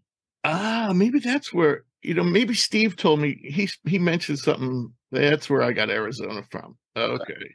All right. Well, RJ, I really appreciate the time. It was great to have you on the show, and I wish you the best in the draft process and whatever you decide to do beyond. And please stay in touch, and let's talk again down the road. Maybe once you make a decision one way or the other. No, absolutely. Thank you, and I really appreciate you having me on the show. Yeah, it was great to have you on, and tell JT if you talk to him that we're still thinking about him and wishing him luck at Portsmouth. Got you. Absolutely. I'll let him know. All right. Take care, All right, RayJ. Appreciate it. Bye-bye. All right. So now it's time to talk about the NBA and the NBA playoffs. Doc Llewellyn has joined us. Jake is taking off, but we still have Booney and Drew. And we're going to start right off. We're going to dive right in. We're going to do our play-in predictions and our first round matchup predictions. Then we'll also we'll each pick you know what we should do? We should actually go through the whole bracket as a group and kind of like pick a bracket. Can somebody keep track of this? We'll just do that and see how we're doing as a group. But then eventually we're going to make our Eastern and Western Conference Championship picks as individuals, NBA Championship. And we're also going to have a little contest. And that contest basically is you get 25 points for picking the NBA champion. You get 25 points each if you get your teams make the conference finals. And then you pick 4 separate teams. And they don't necessarily have to be teams that you think are going to win it all. The whole idea is you get their point for each round. So this is like the first round will be the round of 16. You get that times their seed. That's how many points you get. So like if you pick Phoenix to win their first round matchup, they're a 4th seed. So you get for round 1, you get 4 points. For round 2, you get 8 points. And as I said, you don't necessarily, for those teams, we don't have to necessarily pick the teams that we think are going to win it all. We're just trying to accumulate the most points. And at the end, we'll see who the winner is. So as we speak, as I open up the bracket, as we speak, Atlanta and Miami should be about halftime. Is that where they are? Mm-hmm. Yeah. And what do we have for a score there? They blowout. And the Heat Atlanta is 65-50 at end of the second. Miami. No, that's like NBA. I'm sorry, Atlanta. Atlanta's winning. Yeah, 65-50. Wow. But the NBA, that's like a 2-point game. So I thought for sure the Heat were going to win this game. What are you guys thinking? What's going on here? I haven't seen the game, obviously. I'm surprised. Yeah, I like the Heat team. Doc, we can't hear you. You got mute on. I was trying to watch the game just now, trying to see what's going on. So what do you make of that score? It's still early. Anything can happen. But, Miami been struggling the whole season, so they've been going back and forth. One game, they look like they back. The next game, they go into losing. You see Udonis Haslem screaming on the bench, trying to motivate his guys. So we'll see. But maybe they're trying to avoid playing Boston, the Heat. Maybe they don't want to play Boston. Maybe they want to play Milwaukee. Huh. What are you thinking, Drew? Yeah, I mean, like I said, I'm just now starting to get back into the NBA swing of things. I was just telling my girlfriend I was trading my Zags hat for my Warriors hat this time of the year. I was riding with Miami in this matchup. I'm a big believer in experience, and I feel that Jimmy Butler, Bam, had enough. But I mean, this Miami team's not super, super talented. I think that's part of the issue too. Like Atlanta's been, I mean, they literally were 500 on the season. But when you look at talent and in playoff games, especially these single elimination style, the the talent, I think, is just better. You have DeJounte Murray, you have Trey, you have Collins, you have Capella, DeAndre Hunter. So am I completely shocked? No, I just would have thought that, a Jimmy Butler-led team versus a Trey Young-led team, the just kind of leadership, the physicality, the mindset was going to be enough to kind of overcome. But like Booney said, though, 15 points in the NBA, he can come out on a 10-0 run in a minute and a half, 2 minutes, and this is a ball game. So yeah, we'll see. 14 points wasn't much to overcome for San Diego State in the NCAA tournament. So, yeah, certainly the Heat could come back. When I looked at this matchup, and I don't know if you guys feel the same, but I always look at Atlanta's roster and I think, wow, what they got a lot of talent there. And then, of course, beside their 1 year that they made it to the Eastern Conference Finals, they really have underachieved. But it's, in terms of depth and talent and athleticism, they seem to have the Heat in just about every category except for experience. So why? What is this? But here's another reason why I didn't like Atlanta, because again, we have rumors about Trey Young being traded and all this stuff. I mean, it seems like the trade talk coming out of that city is just non-stop. I mean, you would think that would kind of weigh on the players like Collins and Trey Young. And I know that, Trey Young's, what's he shooting from deep this year? Like 34% or something like that? Yeah. Showing bad this season. Yeah, and Collins hasn't been playing great. I don't know. All right, so we still got to make a pick on this, even though the game's at halftime. Of course, yeah. So who you go? We'll go. I guess we all just go Atlanta since we know they up by 15. I'm still going to go with the Heat. I like Atlanta to win. Here's the reason why. They got a 15-point lead. They're 80-25 from three. They're not shooting the ball incredibly well. Trey Young's not shooting the ball really well. They've turned the ball over more than the Heat, and they're still up 15. Wow. So, yeah, I think they're going to hold on. I think they're going to hold on and get them. Yeah, I'm gonna take Atlanta. I just think this Heat team has been so up and down, and I think they're just down right now. Like, this is a down day for them. And I was just looking at their roster, and you're like, I love Jimmy Butler. I really like Bam. He was my pick for Defensive Player of the Year coming into the season. I think Tyler Hero is a solid piece, but like, they're giving like Gabe Vincent, Max Strus. I mean, those guys are getting big minutes. And at the end of the day, it's like, is a backcourt featuring Gabe Vincent and Max Strus and an older Kyle Lowry and a shell of himself, Victor Oladipo, really going to get you through the NBA playoffs when you think the other team's rolling out DeJounte Murray and Trey Young? Probably not. So I'm going to stick with the Hawks in this one.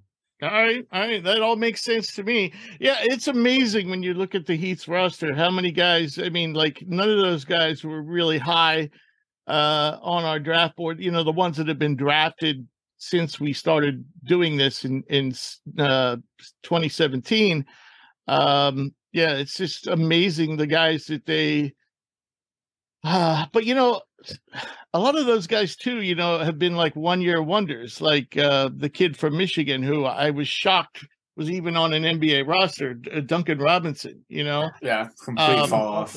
I mean, he couldn't get regular minutes at the University of Michigan. So yeah. All right. So now moving on to the other Eastern Conference play-in, we have the Raptors and the Bulls. What are you thinking here, Doc? Yeah, I picked the Raptors, I guess, to beat the Bulls. I like, all these teams that the play in the East, it really doesn't matter. They're all going to lose first round, right? Right. This is true. Like, you just pick whatever team and they're going to lose first round regardless. They're not going to really make it hard for Boston or Milwaukee to beat them. So many inconsistencies the whole year, too many problems. All those teams, honestly, came in with a high expectation. You had Toronto, thought it was going to be better. They thought Scotty Barnes was going to take that next step. He didn't really take the next step. You had the Hawks trying to get DeJounte Murray. He didn't make them better, clearly. Then you had the Chicago Bulls, who at one point last year was top 3. They fell all the way out to 8 seed. They're supposed to be their revenge season. They went to 10 seed. So it's just, I don't know. These teams are all in the same boat in the East. So I guess it's just pick out of the hat which team you want to win. They all could beat up each other. But when it goes to the first round, they're going to lose. I'll pick Toronto just because of length, I guess. Right. I mean, the one thing I thought this was hard for me to pick. And I think it basically came down to who's home, which is Toronto. The Bulls, though, I mean, one thing that they do have that Toronto really doesn't have is like guys who can score consistently, get their own basket, like DeRozan and Levine, and even Vucevic. I mean, they probably have the three best scorers in this game, but as a whole, Toronto's defense and length, Toronto really just needs to get a new backcourt, and maybe trade away one of those long guys. And but anyway, Drew, who do you like in this one? Yeah, I'm going to take the Raptors. The Bulls have just been kind of a big disappointment. I think the Raptors, and I'm not 100% sure what the injury situation looks like for these play-in teams, to be completely honest, but I think the Raptors just have more that they can throw at you. They're more switchable. They have enough star power, I think, to compete. I mean, I agree, Rich. I think the three best scorers reside for the Bulls, but I mean, Siakam, Van Fleet can get their buckets. Gary Trent Jr. has been a solid player all year for them. And I do agree. I'm really surprised they did not trade some combination of like a Gary Trent or an OG or hell, even maybe a Scotty Barnes. It's just those three guys to me. I mean, they do some different things, but they're all long, rangy wings / kind of small forward, power forward hybrids. I think it's time to pull the trigger, move somebody, and really start to look to build this backcourt, because I don't know about Van Fleet. I think he's fine. Yeah, well, that's another thing. I don't know if you want to throw a ton of money at Van Fleet either. Exactly. I don't know. But I'm going to take the Raptors because I think they're better coached, and I think they've just got more ways to attack you than the Bulls do. Right. Yeah, I mean, the Bulls have kept it together. I mean, adding Beverly was a nice move, especially with Ball being out for this season again. So what do you think of Booty? You know what? I like the Bulls. I'm going to tell you why. DeRozan, Levine, and Vucevic have played 74, 77, and 82 games this year. Vucevic's played every single game. The last 25 games, they're winning a little bit over, right around 60% of their games. They're playing a lot better. I think they're getting better. I think they have the three best players. They have three of the four best players on the floor with the Siakam, with the subtraction of him. On Toronto, I like the Bulls. I think they're going to get this done and move on. And but like Doc said, we all know what's going to happen in the next round. Right. But actually, even if they won, they still got to play the loser. Right, exactly. They still got to play the loser of the. They would play the Heat if things held on. Yeah. So in our bracket, that would be, we have Toronto playing Miami. So who gets the honor to play the Bucks here? Toronto, Miami. Miami. Yeah. I agree, Miami. Drew? Yeah, I would take Miami. That to me is a toss-up, but I'd probably take Miami. Again, I just bank on the experience. Leadership. Right. I don't think Jimmy Butler will lose two games. He got an attitude with him. So yeah. All right. So now we move on to the West. And by the way, Drew, you brought up injuries. We start with the 8th-seeded Timberwolves. They will not only not have Naz Reid, they will not have Rudy Gobert because he's suspended for this game because he punched a teammate in the season finale. And then they won't have Jaden McDaniels, who punched a wall and proceeded to break his hand in the season finale. And the last time I heard, Jalen Noel and Austin Rivers were also somewhat questionable for this game. And they will match up later on tonight with the Lakers, who are relatively healthy, except for I think Dennis Schroeder is a little bit questionable, but that's not a big deal. So what do we have to say about the T-Wolves and the Lakers? Of course, this game will be played in Los Angeles. What do we have to... Does the Timberwolves have a shot after that unbelievable brain exploding season finale? I mean, how is this team just like wired to be dumb or what? This team is wired to be dumb. I like this Laker team. You got to remember, when they made the move for D'Lo, it really put them in just a completely different look. More explosive, more options, more depth. Look for the Lakers to beat the Timberwolves for sure, guaranteed. On top of that, they're 6-2, 9 out of their last 11 they've won. Yeah. Doc, what do you make? What do you make of this Timberwolves situation? Yeah, the Timberwolves did it to themselves for even trading for Rudy Gobert and getting rid of Patrick Beverley. You're supposed to keep what was good last year. Right off the momentum. You just ruin your team by come on, why you need two centers? This is not David Robinson and Tim Duncan now. Come on, you don't need two centers in today's NBA. One is enough. Teams don't even having. Why not keep Walker Kessler? Yeah, but I think Patrick Beverley was really the heart to that team last year. I think he was a big part of their success, even though he's certain players is big for certain teams, and that's what they needed. I think that's what the Timberwolves needed. He even cried on stage. You don't trade a guy that showed that much passion. But honestly, the Timberwolves could still win this game, in my opinion. You still got Cat and you got Anthony Edwards. These guys get buckets. So you never, and honestly, I would take those two in terms of who I could feel like would start to get 30 each right now. I feel like Cat and Anthony Edwards could get 30 each before LeBron James and Anthony Davis. LeBron James and Anthony Davis been so inconsistent the whole season. LeBron James just had the worst first half ever last game, right? But then he turned it around and scored 33 points. But the game was already over versus the Clippers, So I think LeBron James don't really play a complete game the whole way no more. He goes in spurts now. Most of the time he pick what quarter he needs to kill. But most of the game he doesn't do anything. Anthony Davis is, you don't know what you're gonna get from him at any minute. He's either falling on the floor or maybe he dominates and maybe he just play behind, gets 16 points. I think the only way the Lakers need probably D'Lo to step up against his old team to really close this game out. But I think I definitely think that the Minnesota Timberwolves can make this a match. I won't put my money on it, but if Cat and Anthony Edwards go off the way they should be going off, the way how everybody think they're supposed to be the next duo in the NBA, they can make this a real game. The NBA is about scoring. It's not really about defense no more. And they got scorers on their team. What do you think, Drew? I'm going to take the Lakers. And I'm not a Lakers guy. You know that, Rich, better than most. And I agree with Doc. I'm not AD. You never know what you're going to get. But you know who else you never know what you're going to get with is Cat. Karl-Anthony Towns could come out on this court and score 12 points and grab 5 rebounds. Just as likely as he go for 30 and 15. So, okay, those guys I think are kind of a wash. And then it boils down to it's not an elimination game, but in an important game with rest on the line and matchups on the line, I think LeBron's going to come to play. I really like Anthony Edwards. I think he's got the right mentality. I think he's going to look to be very aggressive and try to make a statement in this game. But then you start getting down to the others, and the Lakers have more. They have more others. D'Angelo Russell is better than anybody else that the Timberwolves are going to throw out there, especially with McDaniels hurt.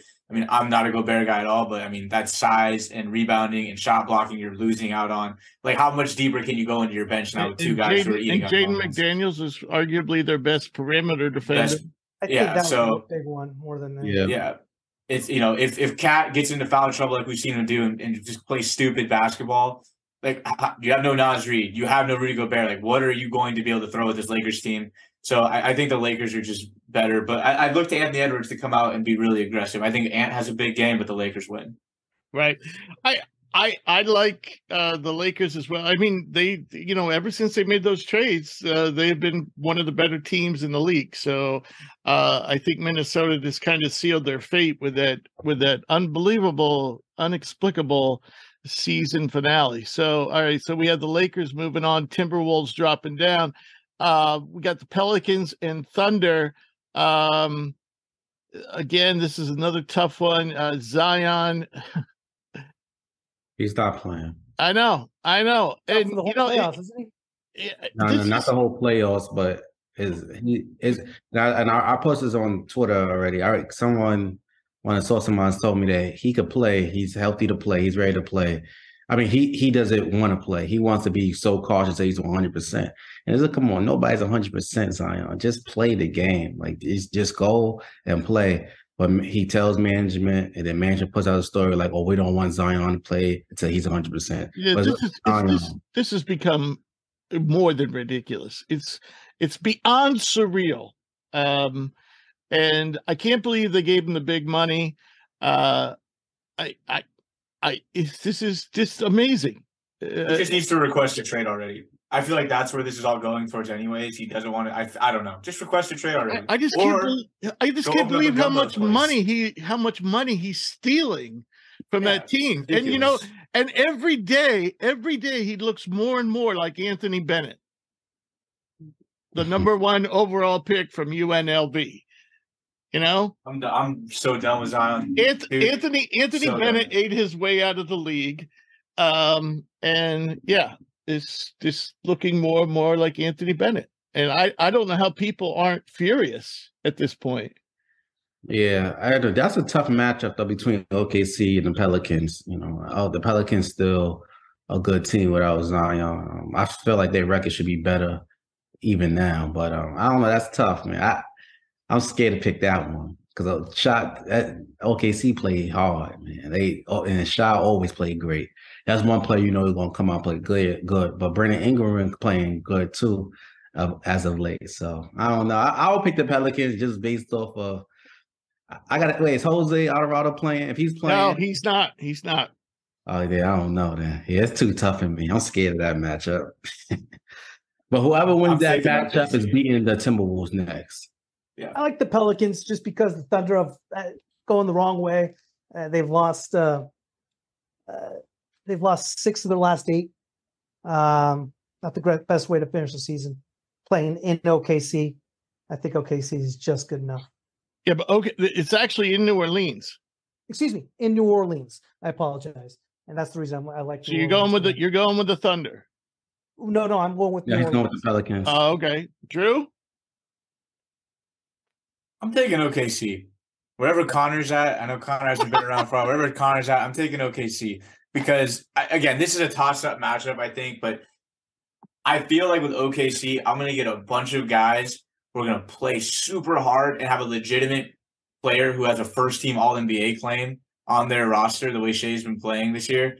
I'm gonna take the Thunder just because I think this game is going to mean a lot to them. I think they've heard the noise. You have a legitimate all-star, a legitimate All-NBA guy leading you this year.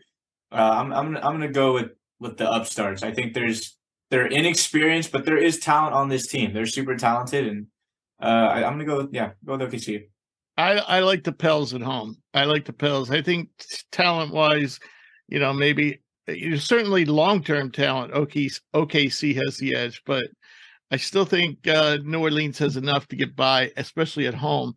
So now we have the Pels playing at Minnesota. Doc, you like New Orleans to win this? Yeah, definitely. Booney, we have Minnesota. We have New Orleans. Okay, Booney likes Minnesota. Drew, I'm going Pels. I'm so done with Minnesota, dude. Screw them, Pels. I feel like that's a bad matchup for Minnesota. I don't think they match up good. Well, here's what I'm thinking though. Gobert comes back for that one, and if he better be waving a white flag on the bench the whole time. I just even playing mess up chemistry. Like I feel like they done mentally if he's there. I feel like they'll play better without him being there. Maybe. Just because that's just what happens. Like Kyle Anderson said something to him multiple times, and no other teammate came and defends him. So they clearly think that the teammates think Rudy Gobert is a B word too. Like come on, if I see my teammate getting cursed about another teammate calling him, I'm like, yo, chill. But since nobody else did it, they must really think that he is a B word. So I think it's best for him not to even come back. Get rid of him. Wow. I kind of like with him coming back. I kind of like Minnesota's thinking, they got to salvage this. I mean, with all the moves they made, and they were seemingly set up to have a good season in theory. Though we talked a lot about it in the preseason if it was going to work. Clearly, it hasn't. So we have a tie here. How do we break ties? Anyone have a suggestion on how we break ties? Yeah, I guess we go with the home team. So that's all right. So we'll go with the home team. That would be Minnesota. All right. So now we'll move back to the East, and we have the Bucks. Geez, anyone writing this down? We had Miami. Oh, we have Milwaukee, Miami at Miami. This would be 7-game series with the Bucks having the home court advantage. So we can go through these quick. Right. Yeah, that's what I was going to say. Yeah, we can do this quick. So we have the Heat facing the Bucks. I will say that injury updates: Middleton, Grayson Allen, Connaughton are all somewhat questionable, but they have time to recover. Someone told me today, a source told me today, that they're all rehabbing and looking pretty good to be ready for the playoffs.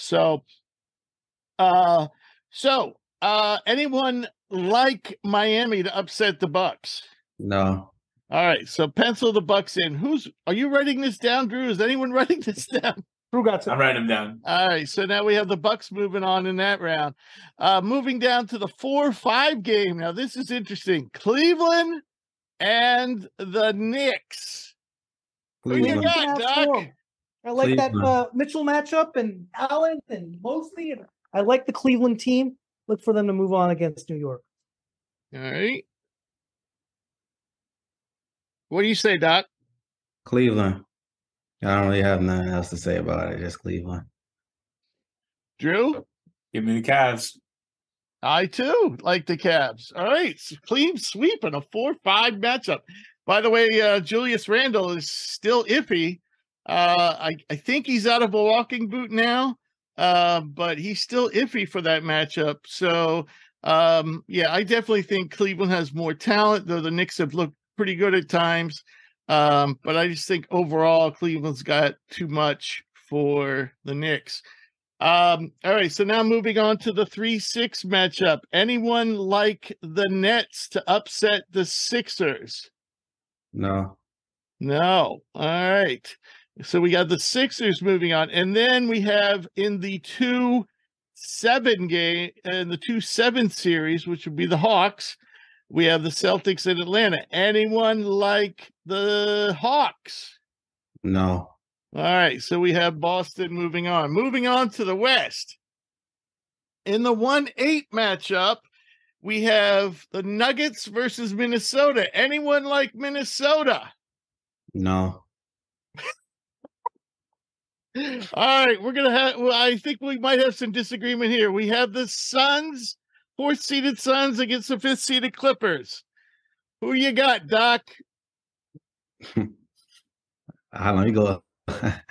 Damn, I guess the Clippers, man. I'm going with the experience, man. Forget it. I'm going with the experience. What you say? The reason this one, I'm gonna tell you why.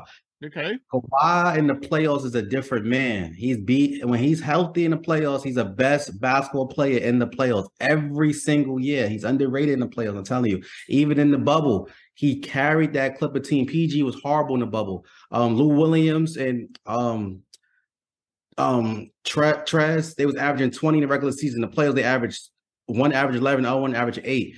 He carried them in the playoffs. Same thing with Toronto, the first 2 rounds. He carried them. This is before Fred VanVleet was Fred VanVleet. Kyle Lowry was doing Kyle Lowry things. And this is before Siakam became Siakam. He carried them. When it comes to the playoffs, Kawhi carries. One last point.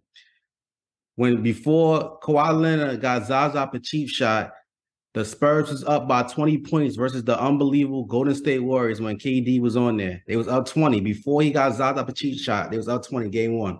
Well, listen, when it comes to Kawhi, man, the playoffs, he is a different animal. I'm picking him. That's who I trust, and I'm going to stick with Kawhi. Right. I don't trust the Clippers. I trust Kawhi. Right. I hear you. And just to be clear on the injury update, it's not looking good, I think, for Paul George to be ready for this series, but probably the next series he should be back, assuming they get that far. All right, so we have 1 vote for the Clippers. Who you got, Booney, Clippers or Suns? I agree with Doc, but I think the loss of Paul George is just too much. against a Suns team that is just stacked. I like Phoenix to advance. Drew? Yeah, if Paul George was suiting up, I'd probably take the Clippers. But I mean, Kawhi is a beast in the playoffs. I've seen it firsthand when he beat my Warriors in a championship game when they had my Warriors down when he was in San Antonio. I mean, Kawhi is that guy. But you know who else is that guy? Is Kevin Durant. I mean, we're talking about a guy who just had the first ever 55, 40, 90 season. And, you know, KD seems locked in. He's been quiet. He hasn't seemed discontented. I mean, Booker's also a bucket. And I think that's where losing Paul George, you're going to start seeing, like, Kawhi's probably checking Durant, not probably will be checking Durant. So without Paul George, who do you trust to decide to slow down Book? You've got a Chris Paul who later in the playoffs might be an issue, but if he's healthy and can, you know, have a solid first round, 8 is a force, I'm going to go with the Suns here. All right. I'm going to go with the Clippers. I see this Phoenix team being 4 players. 4 players, and that's it. 4 good players. And one I trust, Durant. Booker, okay. I probably trust him too. Don't trust Ayton at all, and don't trust Chris Paul at all. Chris Paul's one of the greatest point guards that ever played the game, but we've seen it pretty much year after year of late. He just runs out of gas in the playoffs. Clippers, meanwhile, have about 10 good players and a handful of other good young players that could probably, you know, be making strides with other teams. So I think even without Paul George, Clippers have enough. I think Leonard, you know, kind of cancels out Durant. And then you take all those good players they have, like, you know, Powell and Terrence Mann and Russell Westbrook has been playing well. Eric Gordon, you know, the 2 good centers in Zubac and Plumlee. I just think that those guys are going to have enough to overcome Devin Booker. And you know, you got a guy come off the bench, Bones Highland could get hot too. See, I think those type of guys in playoffs be changing games. So spark plugs off the bench, and I think the Clippers by committee. You know, you got Batum. Batum tries to play defense. You know, like he's not like a slouch on D. And then Zubac is going to give Ayton problems. Trust me, Zubac is tough. You know, he might not look like it, but Zubac is a tough guy. He be getting double all the time. But in a vacuum, yeah, you pick the Suns to move on. But I think the upset, you know, you got to pick an upset, and I'm picking the Clippers as an upset. Right.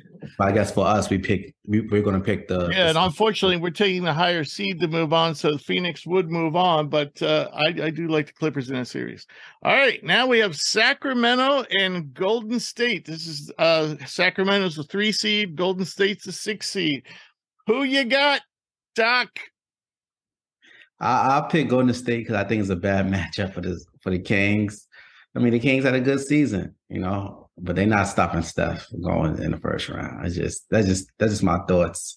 I like Sabonis. Sabonis is a tough guy, but I don't know. Playoffs is different. You know, I got to pick that experience in that playoffs, man. Draymond, like Golden State is going to lock in playoffs time. So I can't pick a 1-year team who hasn't been there since Vali Divac was on the team against the champions. You know, I'm just sorry. I can't do that. It's disrespectful. I understand. Booney, who you got? Kings or Warriors? What's going to be interesting about this is this series, most to me, is how Wiggins comes out. He's the key to the Warriors. I think he's going to come out big. I like the Warriors to get it done. Drew? Give me the dubs. Come on, Rich. Give me the dubs. I agree with Doc. This is a bad matchup for the Kings. And I'm a big Sabonis guy. I've been a fan since he was in college. He played for my favorite college team. I've been a big De'Aaron Fox guy ever since he gave Lonzo 40 in the tournament all those years ago. But you're asking a team like Doc said with not a lot of experience to play a Warriors team that is 8-2. I understand there's tanking and resting teams, but they're playing really well. They just scored 160. Yeah, the Trailblazers were definitely not trying to win that game, but they still got 160 dropped on them. That is hard to do. And so I think the Warriors are starting to find their stride. And I mean, at the end of the day, like, you want to bet against I don't think Steph the Warriors Curry. could put up 160 on San Diego State. I mean, the San Diego State guys all might foul out, but they'd make them work for it. But yeah, I think the Warriors are the type of team that this is all year. This is what their goal was. get a favorable first-round matchup, get to the playoffs healthy, and they are healthy. Wiggins hasn't been there, but there's a difference between being away for personal matters and being injured. Two different scenarios. Wiggins, I don't think he's going to come out right away and be a factor, but this will be a great series for him to get some win. And a big piece, I have to say, I guess, from Summer League I was wrong. Kuminga's looked really good recently. He's played well. And Kuminga does things that Wiggins does, perimeter defense-wise, athleticism-wise, finishing at the rim-wise. Hell, he's shooting like 36% from three. So serviceable jump shot from deep. If Kuminga is able to continue that level of play, Wiggins can get back up into shape. This Warriors team's dangerous. I mean, you got an all-timer leading them. So Right. Yeah, I think though this series will allow them to bring Wiggins along, at a nice pace, and I think the Warriors take it. It might. I think Kings might win a game, maybe two, but Warriors get it. Next up is the 2 seed Memphis against the Lakers. Obviously, Memphis has home court advantage in a 7-game series. Doc, what do you got? You didn't really like the Lakers' chances too much against. You thought the Timberwolves might beat them, so I'm guessing you like. I thought the Timberwolves would beat them matchup wise. Not matchup wise. I just think the Lakers struggle versus like young guys. Like that's why they always struggle versus OKC. But that's why they've been struggling. That's why they're going to lose versus Memphis, though. And now Memphis got a better young core than all those teams we mentioned. So the Lakers is better against older teams. I feel like, but when they got to play younger teams, it's just not the same. Like when Lakers don't really have good young guys. Like they don't have like a real future to look forward to. They have a present. They don't have a future though. Like there's no body on their bench or on their starting line you could say we're going to raise him. Laker fans think that's going to be Austin Reeves, but he's more of a complimentary guy. He's not a star. Okay, Laker fans love Austin Reeves. Go on Twitter, they love him. Oh my God, Austin Reeves. His highest dream should be 6th man of the year, and he'll never win it. Thank you. That's his highest. Act Laker fans though, he's an all-star, future all-star. But yeah, Memphis, Ja Morant. Memphis can't lose in the first round, so I think they have a bigger chip than the Lakers because I feel like if they lose first round, it's more embarrassing on them. Y'all gonna be the laughing stock, And the management gonna think about breaking up the team. So I think Memphis got more to play for, honestly, than the Lakers because there's nothing LeBron James could really do where people are still gonna call him the phony GOAT or the GOAT or whatever. It's the Lakers, so they'll be fine.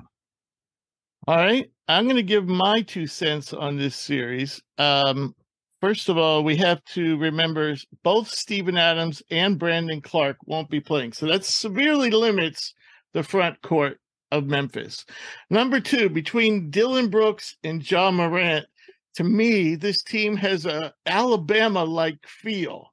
Like, there's no way that people can act like this and deserve to win. Okay? Now, I do not like the Lakers. Never have, never will. But when I look at this series, I don't think it's going to be a super series for Morant. Definitely don't think it's going to be a super series for Brooks. I am not a big Jaren Jackson guy who gets a foul as soon as he gets out of his car in the parking lot.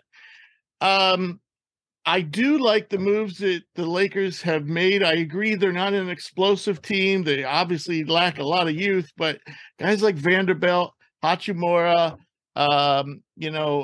Beasley, even, Mo Bamba might actually turn out to have some impact, down the road in the playoffs. I honestly do like the Lakers, and I just think it's not in the cards for the Grizzlies. This Grizzlies team has gotten out of control, in my opinion. They are just out of control, kind of like Alabama was. And so I think they're destined to lose soon in this playoffs. Booney? The Memphis Grizzlies has the best player on the floor, and Morant. Yep. The Lakers have the next 3 best players in LeBron, Davis, and Russell. This series is legacy-defining series for both Davis and James. I think the Lakers are going to move on and get to the Western Conference semis for those reasons. All right, Drew, you got to break the tie. God, Drew, I picked two teams that I can't stand. These are probably the two teams that I can't stand either team. The Grizzlies we're a dynasty, you haven't won jack. You're nothing. You're fodder for the top teams, at least the last couple of years in the playoffs. And the Lakers, I'm just like over it. But I'm gonna take Memphis. I agree with all the things Rich got to say, particularly with Adams and Clark, because if Jaren Jackson gets in foul trouble, there is not a lot backing up their bigs. And when you have to play a big like Anthony Davis who could get hot and could take a game over, that scares me a little bit. I think Memphis has enough in the tank, though, still with the supporting cast. I mean, Jaren Jackson is a defensive player of the year candidate. He might be the favorite. Ja is the best player on the court. I think Desmond Bane is a relatively underrated piece just in general. I think he's a great player. So I'm going to take Memphis, but spoiler alert, all the reasons we've talked about, I don't have Memphis going very far, but I think they get this game or this series. All right. Okay.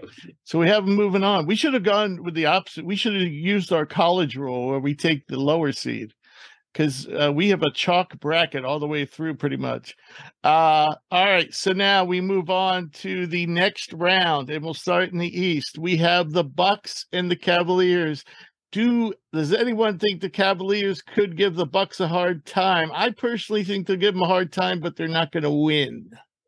I want to pick the Cavs, but the thing here is the Cavs' best player in Mitchell is going probably against the NBA's best defender in Holiday, and I think that's going to be the big difference. So I like the Bucks to move on. Yeah, Bucks. Cool. All right, so we have a 4-game sweep for the Bucks. Now we have the Sixers and the Celtics. And I thought long and hard about this one. I'll save my pick for last. I'm going to start with you, Doc. Who do you like here? This is a tough one. Should be a great series. Come on, man. You say I'm always rapping Sixers, but the only pick that you can really pick is Boston. Philadelphia 76ers never beat Boston. The only time they beat Boston is 1983. When they went to NBA Finals. Anytime Philly played Boston, they never beat them. So the only right pick is to pick Boston, honestly, until Philly could prove they could beat them. And even this season, the last game, Boston was 3-0. The last game of the season was last week. Boston didn't have Jaylen Brown, and Jason Tatum, I think, only had 20 points, and that game still came down to the wire, and Embiid had 53. That shows you, they just can't beat Boston. And Philly was home. They just can't beat Boston. They just gotta beat them for us to believe it, type of deal. Mm-hmm. All right, so we got one vote for the Celtics. What do you think, Booney? I'm with Doc on that one. I agree with him. Philly on paper looks great. You got arguably the MVP playing in this game, and Embiid, but they get to this point every single year. They just don't know how to win. Right. I like Boston. One stat for you, Embiid averages 30 in the regular season averages, that's around, and the players only average 22. Right. Right. What do you think, Drew? Yeah, give me Boston. I think Embiid is the MVP. I picked him as my preseason MVP, but I still think at the end of the day, Boston just has more ways to attack you. I think Tatum's is a great player who can play inside and out, and it's hard when your best players are big. We see it in today's NBA. I mean, you still got to get him the ball. And you can kind of neutralize that. And you just, it's always the case with Embiid. You just never know. He takes a bad fall. I mean, there's always that fragility argument. He's been better about it, but you just never know. And James Harden's a perennial, playoff flameout kind of guy. Right. I can't trust that against a team that is loaded, has a lot of weapons. We're not even talking about their bench pieces. We talk about Jalen and we talk about Tatum a lot. But Malcolm Brogdon's been a great addition for them. Al Horford's kind of that ageless wonder who just knows how to play Embiid. He just knows how to just bother him enough. You guys got Grant Williams, Robert Williams, Marcus Smart. The Celtics are loaded. Yep. They can attack you in so many different ways. Taking the Celtics. Yep. I agree with everything you say. I will say this. I'm wearing a Sixers shirt right now. I do like the way this team shaped up. PJ Tucker has been better than I thought he would be. D'Anthony Melton has been better than I thought it would be. I thought picking up Jalen McDaniels and Dwayne Dedman were nice emergency pieces.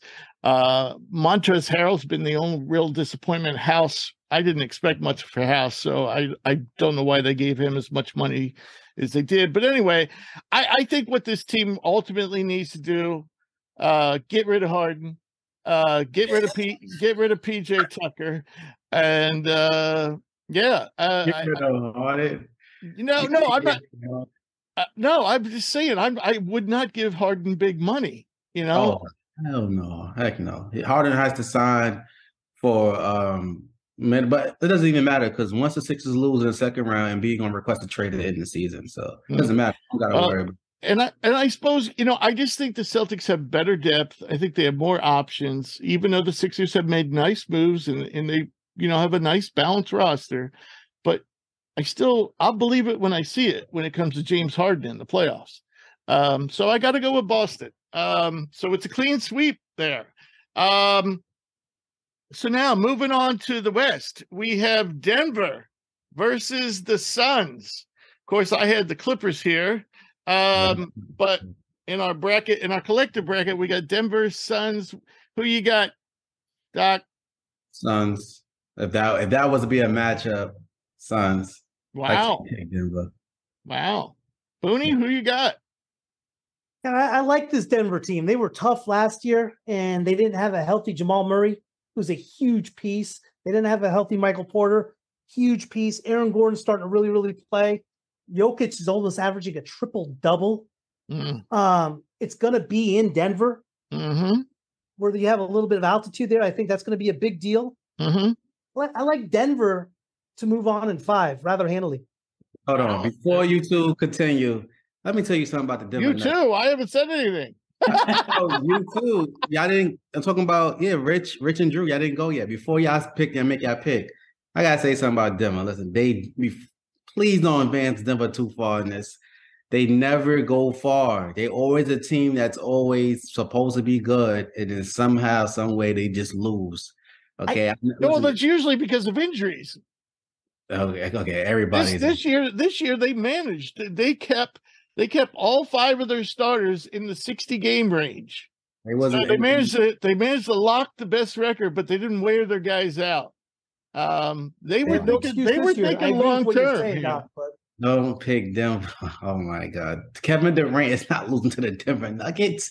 Come on, you guys believe in one guy too much. It's more than one guy. I'm telling you, the Suns are a 4-player team. That's what this is what it comes down to. Sometimes it'd be one guy. 4 players, and one of them's 86 years old, and the other one is kind of like the James Harden of centers and DeAndre Ayton. I think Jokic is better than Durant. Oh, right now. Yeah. Impactful. Like, okay, he might get 20, 10, and 10. I was arguing with this guy over the double-doubles and triple-doubles, But come on, KD gonna get that 40 ball and 50 ball. I can't. Can't. Like he did in Brooklyn.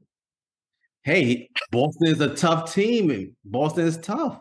That's not Boston. Denver and Boston is 2 different teams. KD like the West Coast. He like the West Coast team. They not grit. They more like soft and play finesse ball. That's what KD like. He won an NBA title with nobody, right? Oh no, wait, he had Clay. He won 2 in the West. He won 2. I forgot. He won 2 in the West. He didn't win none of the East. He won 2 in the West. Let's move on from KD. Drew, who you got? Denver or Phoenix? In this matchup, I'm taking the Nuggets. I definitely get what Doc's saying. Kevin Durant in any situation terrifies me. But this is Rich where I start again. I'll give teams more of a bye in the first round when we talk about like injury prone and stuff. In the second round, now it's like, okay, is Chris Paul going to be healthy through the second round? Is he going to get through this series, which is going to have to go 4 minimum? Is he going to be able to get through this series healthy? I don't know. I'm not an Ayton guy. I think Jokic is going to abuse Ayton personally. Yeah. Booker and Durant. The question is, which happens first? Chris Paul goes down with an injury, or Ayton goes down because he can't stop crying? And then like Durant's going to get his. I think Durant's going to have a great series, but the Nuggets have enough bodies to throw between Aaron Gordon, Michael Porter. They just have enough to throw. I think Bruce Brown was a great pickup for this team as just kind of a do-it-all. kind of fill that, just kind of fill a variety of gaps for this team. I mean, Jamal Murray's getting back, he's getting healthy.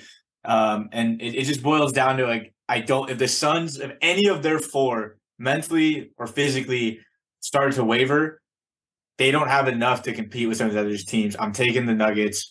I think this is going to be a really great series. There's a lot of star power, but I don't think Kevin Durant has never been able to do it by himself. And he's got Book with him, but is Booker Booker, Kyrie, like he wasn't able to do it with Kyrie in Boston's different team, but they got embarrassed last year.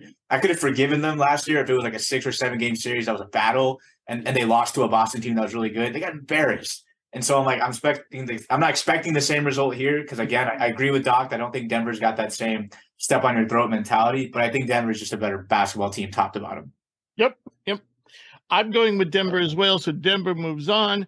And now we have the Warriors. The Warriors going against the Grizzlies. And in the other matchup in the West, the Grizzlies, of course, would have home court advantage in this series. Who you got, Doc? Grizzlies. Oh. Booney? I had the Lakers advancing here. So did I. Regardless if they don't, I think the Lakers Grizzlies series is going to be an absolute just a war. I think the X factor here is Steven Adams, but even Steven Adams, no, it's not looking good for him to come back. So period. Then for sure, I like the Warriors to advance over the Grizzlies. Right. True. I'm taking the Warriors here. I think there's a rivalry there for sure. But I think I don't really think it's even really a rivalry. You have one team that just jaws a lot, and I'll say this. This is a quick little, just like kind of a sidebar. I know a lot of people are talking about Clay's always talking about my rings. But you know what? Good for the Warriors, man.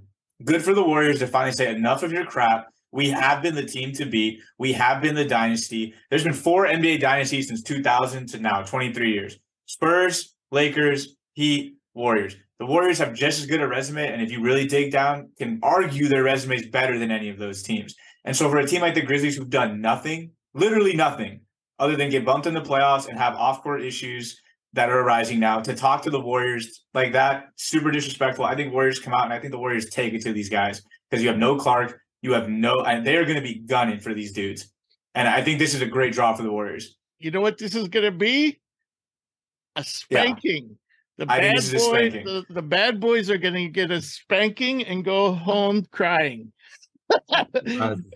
Warriors are going to spank them. They're going to spank them even if they get this far. I don't think they get this far. I think this is going to be Warriors-Lakers. But anyway, if they do, Warriors might sweep them. All right, so now we got Bucks, Boston in the Eastern Conference Finals. This is a war. Who do you got, Doc? The Bucks. Wow, that was quick. Who you got, Bunny? God, it is going to be a heck of a series. I think Drew said it earlier. You look at the depth of this Celtic team: Tatum, Brown, Brogdon is just huge. Derek White, Smart, Horford, Williams. It's going to be a hell of a series. Almost a coin flip. I like the Celtics. All right, 1-1. Drew? This one's hard. This one is super. This could be the best series of the playoffs, period, in my opinion. I just think both these teams are super good. And I think the Bucks will be healthy by the time they get here. And the Bucks have really good depth. And I think you can literally look at this team, and I think they alternate. Best player, then it's like Bucks, Celtics, all the way down. Yeah. This is a 7-game series. Oh, this is hard. I'm going to take the Bucks. I think this is going to be a 7-game battle, but I'm going to take the Bucks. I think Giannis is going to have his eyes set on a little bit of revenge here. But this is an absolute war. But I'll go Bucks. I'm going to go with the Bucks. Number one, no one from the organization of the Boston Celtics sent me any injury updates this week, where someone from the Milwaukee Bucks organization did. So that gives them 1 point.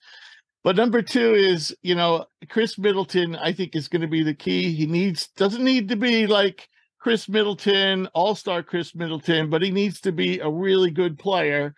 I I think he can be. I think the series is going to go to 7 games. Milwaukee will have home court. I'm just going to give them the slight edge. So yeah, we got Milwaukee in the NBA championship. Now on the other side, we have the Denver Nuggets, the 1 seed against the 6 seed Golden State Warriors. And might I add, I think the Warriors, if they do make this journey, each series you're going to see them get a little better. Little better. There's no way we got these 2 teams in the Western Conference Finals, man. Come on. The Warriors been horrific away the whole year. They've been horrific. They've been on the road now each series. So now we got them in. There's no way we should pick them in the Western Conference Finals. This is about like a default. I don't even know who to pick because there's no way I could pick any of these 2 teams to go to the NBA Finals. Come on, the Denver Nuggets. I can't pick them to go to. I can't pick neither of the 2 teams. Honestly, I don't know. It doesn't matter. Whichever team goes to the finals between these 2 is getting swept by Boston or Milwaukee. So it doesn't even matter. It's bad. Are you not voting out of protest? It's not protest. It doesn't matter who I pick. They're gonna lose. They're gonna get swept by Milwaukee. Well, you're leaving me to vote with two Golden State fans. Here's my thing. Let me say this: these West Coast every single team in the West is flawed to some degree, and has a low key glaring flaw. I think the East has 2 teams that are legit. They are complete basketball teams. They are I think the East is. I don't think the Sixers are far behind, and I don't think the Sixers are super far behind. But you look at all of these West Suns, no depth. Clippers, you got injuries to your second best player, and the reality is they've underperformed over the last couple of years. That's what it is. I mean, if we're going to talk about, you got to see it to believe it with James Harden and Embiid. I got to see it to believe it. And let's not forget, Kawhi Leonard probably doesn't win that ring in Toronto if you don't have 2 horrific injuries to KD and Clay. So I'm like, I love Kawhi, but there's also a little bit of an asterisk if you go back and look at the history. Kings have been here for the first time. Warriors have been bad on the road. Grizzlies are dealing with off-the-court issues, and their front-court depth is decimated. Nuggets haven't proven it to us. So I think any team in the West, you're kind of like, I don't know. So I think the defending champs, if in my opinion, as a sports guy, at the end of the day, I operate with you got to be the best, you got to beat the best. And I think the Warriors are getting healthy. I think the Warriors are led by an all-timer who is knocking on that door, if he's not already, as a top 10 player of all time. I love Jokic statistically. I love Jamal Murray. I think he's a dog. But I'm taking the Warriors. I know I'm a bit of a homer. But hell, I took them last year and they won the whole thing as like a 5 seed. So maybe I know something. I'm going with the Warriors. All right. The Warriors last year was easy for them, though. You know this. It was not the same. road for them this year is easy. They have the inexperienced Kings. They have the jerk off Grizzlies, if they even get that far, or they have. You guys is underrating the much of Grizzlies by a big margin. Let me add a little piece of history here, guys. In 1994, the Houston Rockets won an NBA championship, being led by an all-time great, and Hakeem Olajuwon as the 2 seed. In 1995, the Houston Rockets, being led by an all-time great, went back-to-back as a number 6 seed. Wow. The Golden State Warriors last year, a number 3 seed. Golden State Warriors team this year, a number 6 seed. Point to the story. Champions know how to win. Mm-hmm.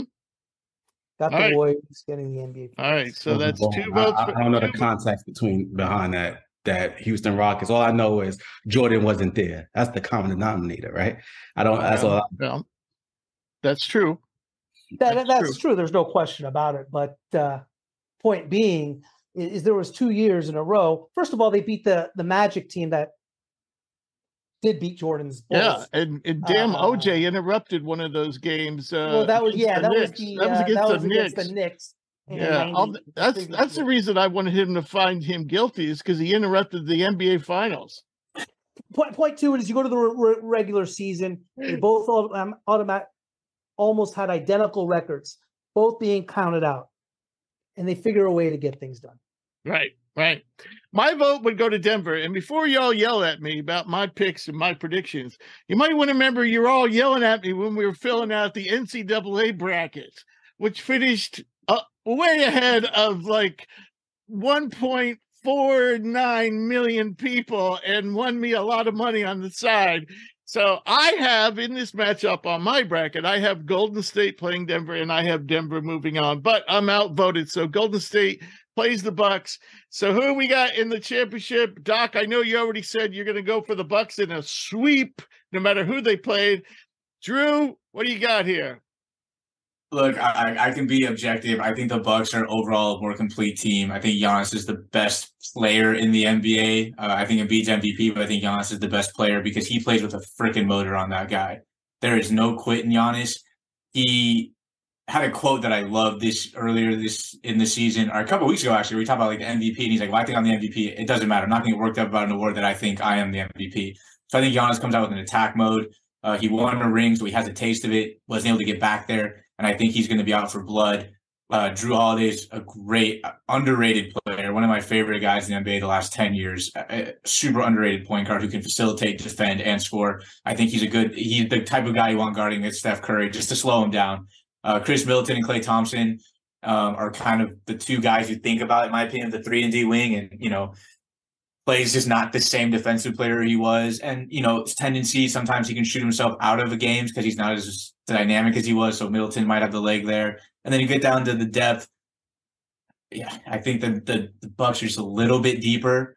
But I think this one's I think this could, again, be a 6-7 game series, but I'll take the Bucks. But this is a great battle. And Giannis cements himself as an all-timer. I already think he is. But this game, his legacy is secure. One of the greatest to ever do it. All right. Boney? I'm objective like Drew, and I'm looking at this matchup and so forth, and just not seeing it that way. The Warriors to repeat. I got them to absolute catch fire in the finals, and I don't think Milwaukee is going to get enough scoring. And I don't think they are a good enough perimeter shooting team to get it done. I like the Warriors in a huge upset. Wow. I got to disagree. I like the Bucks. I just, for many of the reasons Drew said, I think the Bucks are gonna. This is their year, though. Chris Middleton is going to be key. I mean, they could stumble against Boston, and that could be the end of it. But I still, if it's Boston and Golden State, or Boston and Denver, or Boston and anybody, I still like Boston. So I like the winner of that Boston Milwaukee series. Of course, Boston's got to beat the Sixers, so it's going to be fun. It's going to be fun. So now to close out the show, we're gonna do our predictions, and this is where you get to make your own picks. First, I should have put this in a different order, but so we're gonna pick 7. Each guy's got 7 picks. You're going to pick an Eastern champion, a Western champion, an NBA champion, and then you get to pick 4 teams that will earn points based on their seed and how many rounds they win. So, Drew, go. So my NBA champ, I'm going to stick with it. I'm going to go with the Bucks. My Western champ, I'm going to stick with it. I'm going to go with the Warriors. East champ, I'm going to go with the Bucks, obviously, if I have to win the whole thing. So teams 1 through 4 can be any team that any team on the field that I want. They don't have to be they can be the teams you just picked, or they can be 4 separate. So like if you think the Lakers as a 7 or 8 seed are gonna win a round or 2, you could get more points from them than you can from, say, the Bucks winning the whole thing. Right. And it doesn't matter what order. Like team 1 is the same value as team 4, right? It doesn't matter. I think team 1, I'm gonna go Celtics. Team 2, I'm gonna go Clippers. Team 3, I gotta look at the field really quick. Team 3, I'm gonna go Cavs. And team 4, I'm gonna go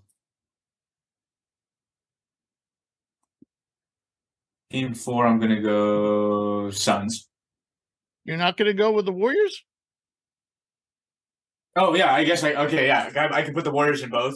Yeah, you can put the Warriors in both. Then I'm gonna go Warriors. Yeah, then I'm gonna go Warriors. Because as a 6 seed, if they get as far as you predict they will, that'd be a lot of points. Right. Yeah. Okay. All right. So, Booney, who you got in the East? Celtics. And West? Warriors. And winning it overall, you have Golden State. Yes, sir. And your 4 teams? Lakers. Warriors. Celtics.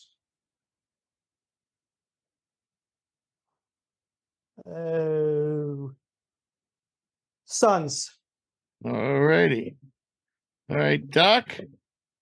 Bucks. In the East? Yeah, Bucks in the East, and then in the West, I have I got the this is for the Western Conference Finals, right? Yep. Suns. And winning it all? Bucks. All righty. And your 4 You had the teams? Clippers beating the Suns, though, Doc. No, we did. We did. He didn't. Oh no. I had we had the Suns. We had the Suns beating the Clippers. It was a 2-2 tie. So we moved the Suns ahead because of home court advantage. So your 4 teams, Doc. Clippers, Memphis. Memphis.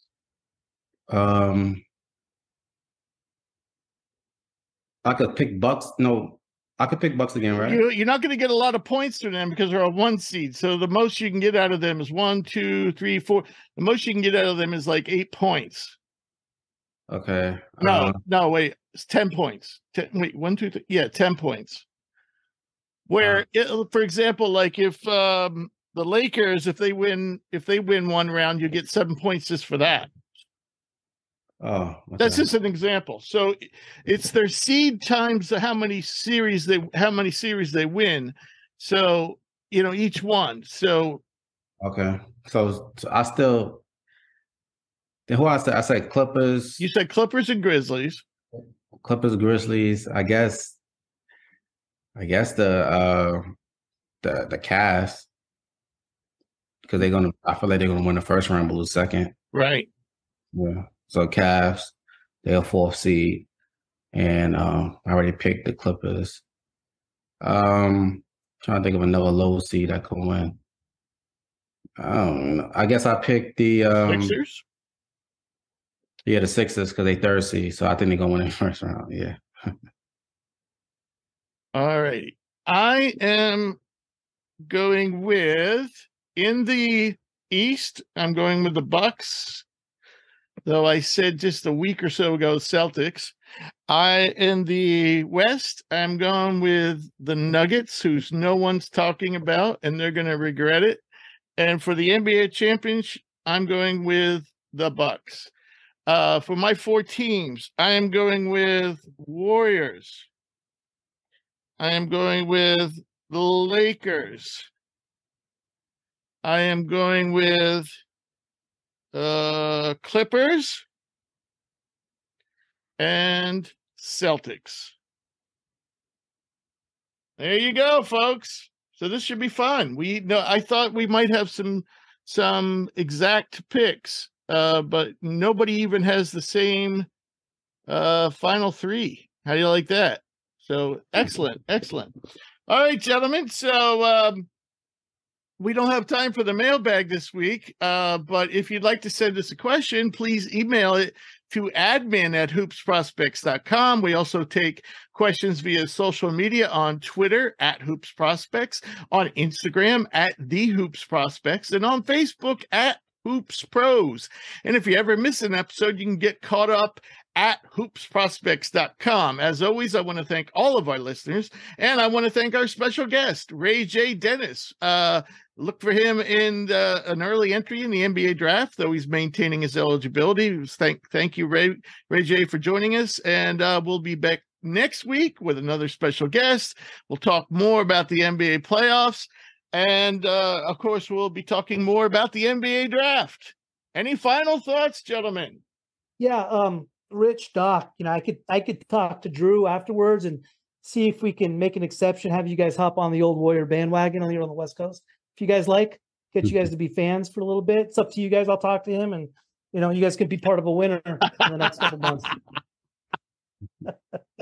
Well, I am picking the Warriors to get to the conference finals and Denver to knock them down. So, yeah. So I can't believe as a 1 seed, no one is talking about the Nuggets. No one. I got them in the conference finals. Okay. I got them in the conference finals. Yeah, remember in the NCAA tournament, no one was talking about little old UConn. All righty, gentlemen. So we'll think about getting on the Warriors bandwagon. I'll definitely be on that bandwagon against the Grizzlies if the Grizzlies even get that far. Welcome. Join us. Right. One of us. Yes. All right, Doc, good seeing you again, and we'll all be back next week to do it all over again. See you guys later. Take care. See you, Doc.